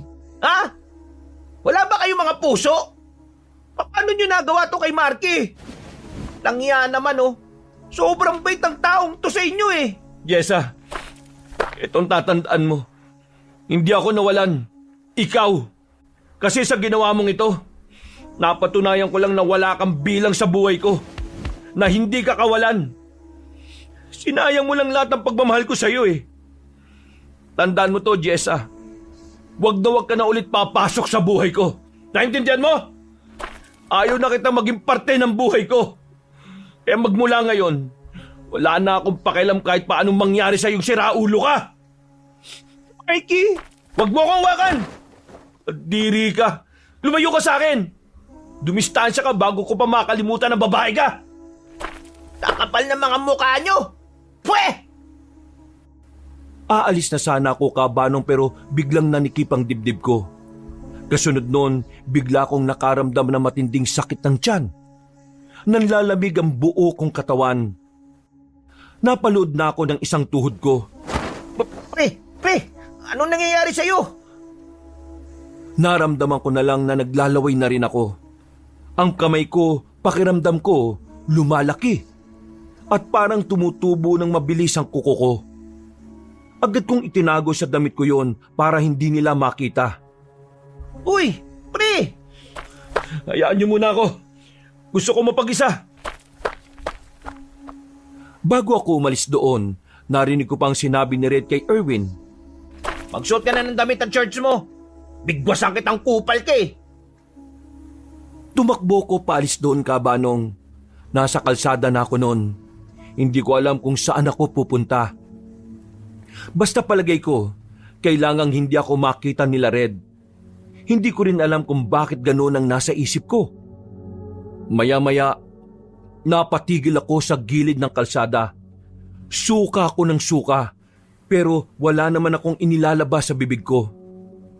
Habang tumatagal, nilalamig ako ng nilalamig. Pero nakakaramdam ako ng sobrang init sa tiyan ko. Ang unang pumasok sa utak ko, baka side effect yon ng alak na pinainom sa akin ng bata. Kulang yung bata yun ha. Bisit na alak yun. Ako bahala sa'yo. Napaharap ako kagad nang marinig ko ang boses ng matanda. Pagtingin ko, si Mang Kepweng. Nasa likuran ko. Hindi ko alam kung papaanong naroon siya bigla. Pagtingin ko sa kanya, nakasuot siyang ng kakaiba. Hindi siya mukhang mambabalot. Hindi rin naman mukhang taxi driver. Hindi rin naman siya mukhang driver. Para siyang ninja. Pero hindi nakatakip ang mukha niya. Mang Kepweng? Medyo masakit to, iho. Tisin mo lang ha. Ho? Lumapit siya sa akin at meron siyang tinutok na matulis na bagay sa balikat ko. Dahil sa ginawa niya, bigla akong nanlambot. Nawalan ako ng lakas. Hindi naman ako nawalan ng malay, pero hindi naman ako makapagsalita. Huwag ka mag-alala, iho. Wala naman akong gagawing masama sa'yo. Kailangan lang natin alisin ang nabubong itim na itlog sa loob ng katawan mo. Dahil kapag yan napisa sa sikmura mo, wala ka ng pag-asa. Mamaya, makakapagsalita ka na rin naman. Sa ngayon manahimik ka na muna. Pinasan niya ako sa balikat niya na para bang hindi siya matanda. Sa puntong yun pa lang, nagtataka na ako kung papaano niya yun nagawa. Dinala niya ako sa loob ng kagubatan. Binagsak niya ako sa lapag at itinali sa malaking puno. Maigpit ang pagkakatali niya. Huwag ka matakot, iho. Itong gagawin ko para din sa'yo. Nayanggaw ka ng batang pinagkatiwalaan mo. Yung sinasabi mong alak na ininom mo, gawa yun ng aswang. At ang alak na yon, ang ginagamit nila para gawing kagaya nila ang mga normal na tao. Kailangang malis natin ang itim na itlog bago pa ang kabilugan ng buwan. Meron siyang kinuhang mga bagay sa loob ng bag niya. May tinurok siya ulit sa akin na naging dahilan kung bakit nawalan ako ng malay. Paggising ko, ubo ko ng ubo. Nakita ko na lang si Mang Kepweng na hawak na niya ang sinasabi niyang itim na itlog. Anong nangyari sa akin? Tinanggal ko na itong itim na itlog sa katawan mo. Hindi ka na magiging aswang. Ako? Muntik na maging aswang? Oo. Dinali ka ng bata. Kung ganun pwedeng alisin mo na tong nakatali sa akin. Nahirapan ako makahinga Ay, oo nga pala. Ngayon, sabihin mo sa akin, ano bang nalalaman mo sa mga aswang? Sino ka ba talaga? Nung nakita mo kong nagtataksi, totoong trabaho ko rin yon. At pati ang pagtitinda ng balot. Sa katunayan, marami akong trabaho. Pero bukod sa perang kinikita ko, ang pakay ko kaya ko yung ginagawa ay para makapagmasid ako. Para mahanap ang lungga ng mga aswang. Kaya maraming salamat dahil sa sinabi mo sa akin ang tungkol sa Baryo Mangusin. Matagal nang may haka-haka na merong baryo ng mga aswang dito sa Mindanao. Ngayon, nahanap na namin. Ibig niyong sabihin, lahat ng nasa Baryo Mangusin mga aswang? Oo, mga aswang ang mga nakaharap ninyo. Teka lang, yung mga kasama ko, nasa Baryo Mangusin pa. Delikado kung babalik tayo kagad. Hintayin na muna natin ang mga kasama natin. Mababangis kasi ang mga aswang ngayon dahil kabilugan na ng buwan. Hindi pwede. Nandun yung medical team. Kailangan ko silang masabihan. Kapag hindi nila nalaman tong nalaman ko, mapapahamak silang lahat. Pero please po, tulungan niyo ako. Kailangan ko silang mailigtas, Mang Kepweng, please. Ay, naku, Diyos ko. Ay, sige na. Basta susunod ka sa sinasabi ko, Hindi tayo pwedeng magpadalos-dalos. Naintindihan mo ba ako? Magaan na ang pakiramdam ko ng mga oras na yon, Kabanong. Wala nang pananakit ng tiyan. Hindi na rin ako nakakaramdam ng pagkahilo. Lumabas na kami ng kagubatan at ilang minutong lakaran lang din naman ay nakarating na rin kami. Naroon pa rin ang truck na gamit namin.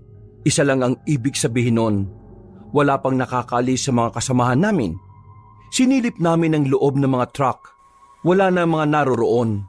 Pero yung mga laman ng ibang truck, magulo, nagkalat.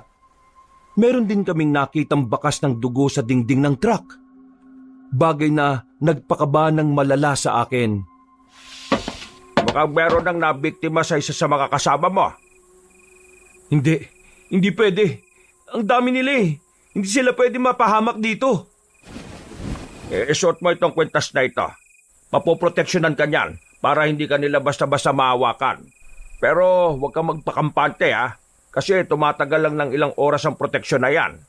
Ibig sabihin, kailangan natin silang mahanap bago matapos ang isang oras. Eto, gamitin mo na rin itong itak na ito. Ay kayo anong gagamitin nyo? Huwag mo kong intindihin. Meron akong latigo rito. Gawa sa buntot ng pinakamatigas at pinakamalapad na pagi. Kabanong, aminadong kabado ko ng mga oras na yon.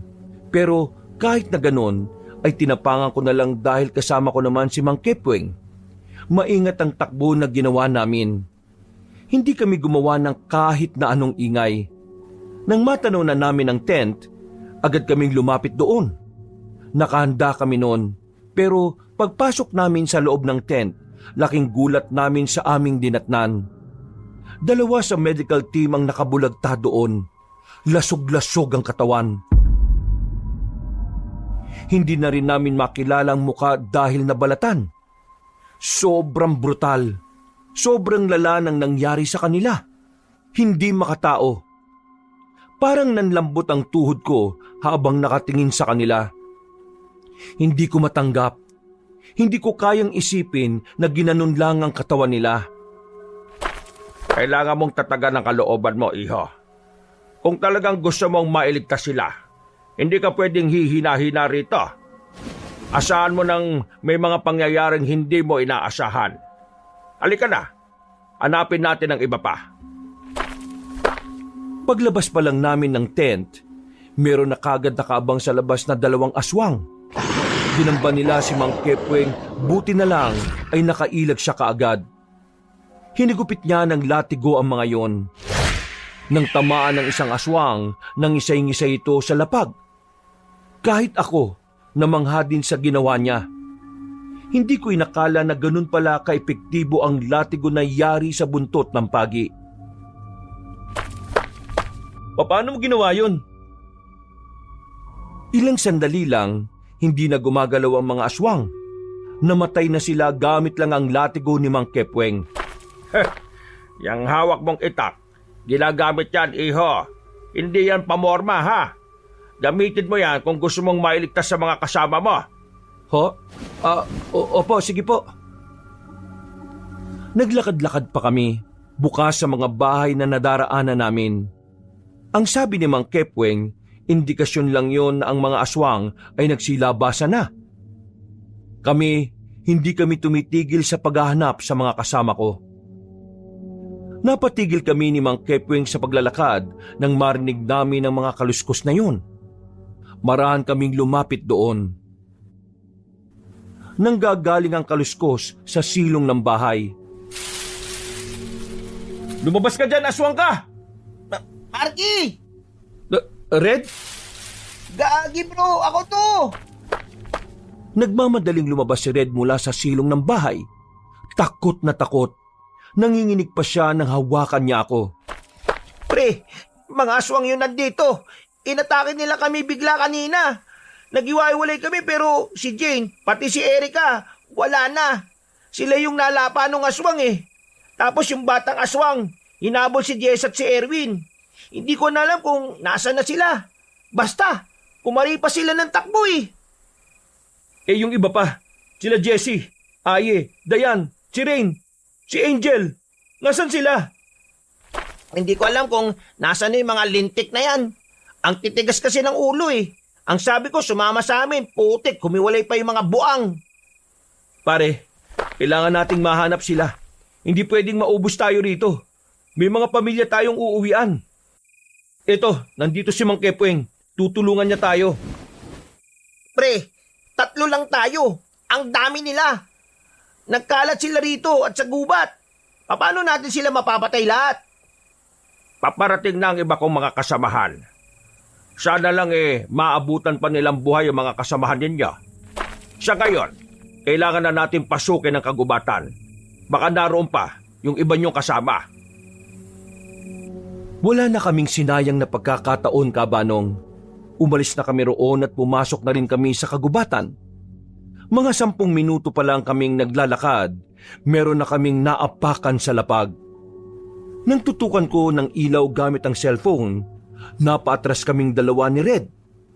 Nakita namin si Sir Valente at 7 metro lang naroon naman si Doc. Pareho na silang walang buhay. Lasog-lasog din ang katawan. Wala nang laman loob. What the? Diyos ko naman! Grabe na to! Kapag kabilugan ng buwan, mas mababangis sa mga aswang. Mas gutom sila, kaya hindi nakakapagtaka na ganito sila kabrutal. Teka, mga aswang yun ah. Yandaan yung mga sarili ninyo. Pwede natin silang makasalubong. Napalunok na lang ako ng laway, Kabanong. Kabadong malala na kaming 2 ni Red. Pero nagpatuloy pa rin kami sa paglalakad. Maya-maya lang, nakarinig na kami ng malakas na sigaw. Boses yun ni Jessa. Natanaw na lang namin siya na papalapit sa amin. Agad ko siyang hinablot at saka tumakbo na rin kami paalis. Pero naabutan kami ng 3 aswang. Buti na lang ay maliwanag ang buwan nun. At nakarating na rin kami sa walang gaanong puno. Nakikita namin sila na naglalakad paikot sa amin. Ded, ikaw na munang bala dito Mang Kepweng, tara. Yan ang gusto ko. Napalag! Umatake ang aswang sa amin. Sinubukan ng isang aswang na atakihin sila Red at Jessa. Pero agad akong humarang. Hinagupit ko ang aswang ng itak at tinamaan ko siya sa leeg. Napatras ang aswang na yon. Pero hindi pa ako nakontento, tinaga ko ulit. At sa pagkakataong yon ay tuluyan ng bumagsak sa lapag. Si Mang Kepweng naman, minani-mani niya lang ang 2 aswang gamit ang latigo niya. Sumunod kayo sa akin. Kailangan na muna natin magtago. Nararamdaman ko malapit na sila rito. Nagmamadali kaming makalis doon. Meron kaming nakitang puno ng balete. Sa likod noon, nagtago kami at nagpahinga. Malayo-layo naman na kami kaya kahit na papaano ay kampante kaming hindi kami basta-basta mahahanap ng mga aswang doon. Oh, Jessa, nasaan na si Erwin? Bakit hindi mo kasama? Nauna siyang tumakbo kanina. Hindi ko na siya nasundan. Yan! Tanga mo Tingnan mo Wala nang pakialam sa'yo si Erwin. Gusto ka lang nang titikman ka niya. Pero hindi ka naman malang siraulong yun Parang hindi mo naman kilala si Erwin. Babaero yun O anong napala mo ngayon? Di iniwan ka, di ba? Sa oras pa talaga na hinahabol kayo ng aswang. Ang galing no? Alam ko naman na nagkamali ako Aba, dapat lang alam mo. Sobrang tanga mo na kung hindi mo pa rin alam, di ba? Ay nako, nagiinit ang bumbunan ko sa'yo, Jessa. I don't get it. Bakit mo niloko itong kaibigan ko tapos kaibigan ko rin ipinalit mo? Hindi ganyan ang pagkakakilala ko sa'yo, Jessie. Ew, kadiri ka.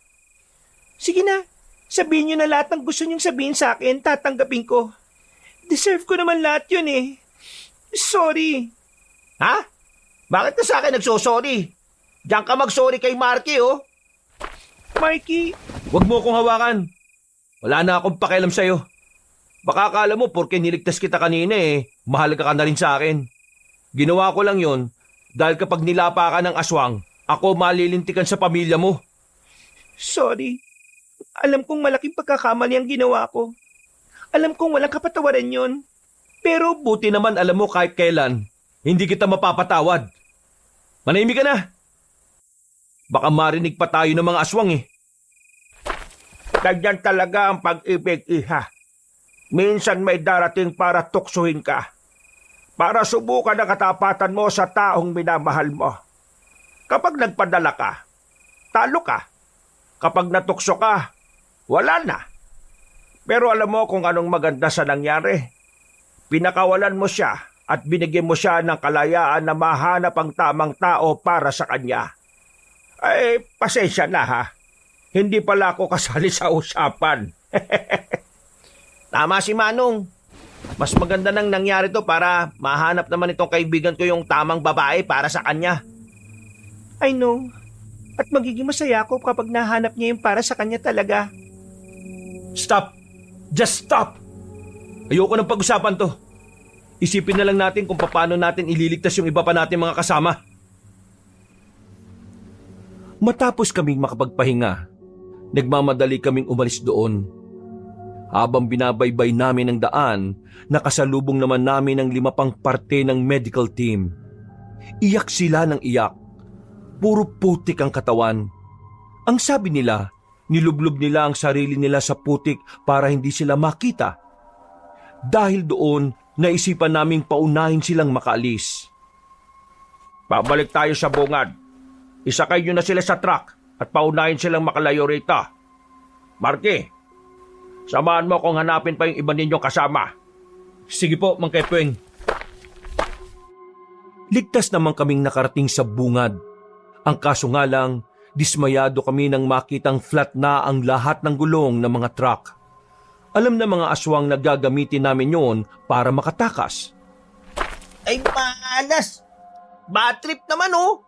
Paano tayo makakaalis nito? Pumasok kayo sa loob, dun sa likod. Red, ikaw nang bahala sa kanila ah. So, dito lang kami sa truck? Oo, lagyan mo ng kandado sa loob. Wala tayong magagawa eh. Hindi pwedeng magbalakad-lakad tayo sa labas. Marami tayo. Madali nila tayo makikita kapag ganun. Kaya dumito na muna kayo ha. Parating naman na yung ibang kasama ni Mang Kepweng eh. Magtiis na lang tayo ng kaunti. Huwag na lang din kayong mag-iingay dyan ha. Hinubad ko ang kwintas na bigay sa akin ni Mang Kepweng. Alam ko na 1 oras lang ang epekto nun. Pero tingin ko, mas kailangan nyo ng iba kesa sa akin. Oh, ano to? Pangontra sa aswang. Salamat pre ah. Pasuot mo kay Jessa. Ha? Upal ka ba? Sige na. Paano? Alis na kami. Kahit kinamumuhian ko si Jessa, hindi ko maikakaila na hindi pa rin nawawala ang pagpapahalaga ko sa kanya. Maraming taon kaming nagsama. Hindi ganun kadaling mabura ang lahat ng nararamdaman ko sa kanya sa isang gabi lang. Bumalik kami ni Mang Kepweng sa loob. Nang nasa tent na kami, bigla kaming pinalibutan ng maraming aswang. Lumabas din sa gilid ang matandang aswang na si Mang Eleonor. Pumapalakpak pa siya. Sinasabi ko na nga ba't may pakailan merong darating para tulungan ng mga dayo eh. Ikaw pala ang pinodorita. At ikaw, isa kang albularyo. Matagal ko na kayong hinahanap. Dito lang pala kayo naglulongga. Maling-mali na ikaw ang dumayo rito, kapatid. Kasi wala kayong tatakasan dito. Wala kayong lalabasan. Hindi kayo makakalabas dito ng buhay. Huwag kang papakasigurada. O anong gagawin mo? Lalatiguhin mo ako? Hoy! Ikaw bata ka. Siraulo ka rin eh no. Akala mo magiging aswang ako dahil sa pinainom mo ha? Manigas ka. Inis na inis ako nang makita ko yung batang lalaki sa gilid. Nang lalapit na ang mga aswang sa amin, dumating naman ang mga kasama ni Mang Kepweng. Naalarma ang mga aswang. Nawala naman ang tawa ni Mang Eleonor. Nakita naming tumakbo ang matandang si Eleonor paalis. Sinundan naman yon ni Mang Kepweng habang nagkakagulo ang mga aswang at manunugis. Nakarating kami sa malawak na bakuran. Nakita namin pumasok ang matandang aswang sa bahay. Humarang naman yung batang lalaki sa daraanan namin. Hindi kayo makakalapit sa lolo ko. Umalis ka dyan, bata. Hindi ako pumapaslang ng bata kahit na aswang. Pero kung magmamatigas ka, wala akong magagawa kundi tapusin ka. Ako na sa batang yan. Hindi kayo makakalapit. Gumapang ng mabilis ang batang aswang. Aamba pa lang ako ng taga pero may nilabas na maliit na kutsilyo si Mang Kepweng. Pinukul niya yon sa bata. Sumubsob agad yon sa lapag. Nakita ko na lang na nasa bandang bunbunan na ng batang aswang ang kutsilyo. Hawak-hawak ni Mang Eleonor ang isang bote na may laman na dugo. Tinungga niya yun at walang tinira. Nanlilisik na ang mga mata niya habang nakatingin sa amin. Nung mga sandaling yon, sinabihan na ako ni Mang Kepweng na umalis. Pero huli na ang lahat. Pagbabayaran niyo ang ginawa niyo sa apo ko! Makulit ang apo mo eh. Dapat lang sa kanya yan. Biglang gumapang ng mabilis si Mang Eleonor. Ako ang inuna niya. Hinawakan niya ako sa damit at hinagis. Tumama ang likod ko sa dingding ng bahay. Nabitiwang ko ang itak. Lalapitan sana ako ulit na matandang aswang at buti na lang ay nakatakbo kagad ako palapit sa amin ni Mang Kepweng. Tinamaan ni Mang Kepweng sa likod ng aswang. Agad yung dumistansya. Naramdaman niya agad ng hapdi. Pero hindi gaya ng ibang aswang, malakas si Mang Eleonor. Nagawa nitong makapalag sa mga sumunod na eksena. Ilang beses na bumalandra si Mang Kepweng sa bakuran. Unti-unti ka mamamatay para alam mo ang tunay na sakit. Pakialam merong albularyo. Hinila niya ang paa ni Mang Kepweng, pero biglang naglabas si Mang Kepweng ng isa pang patalim. Mas malaki ng kaunti sa kutsilyo. Sinaksak niya ang aswang sa braso.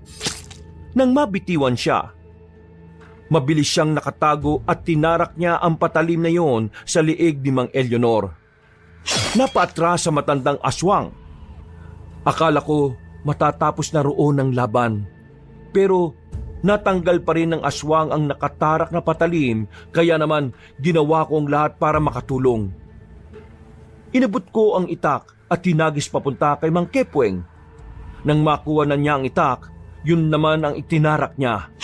Ibinaon niya sa tiyan ng aswang. Hindi pa siya nakontento, mas lalo niyang pangdiniinan. Ilang taon niyo akong pinahirapan sa kahahanap sa inyo. Kinakailangan ko pang magpanggap ng kung ano-anong trabaho para lang mahanap kayo.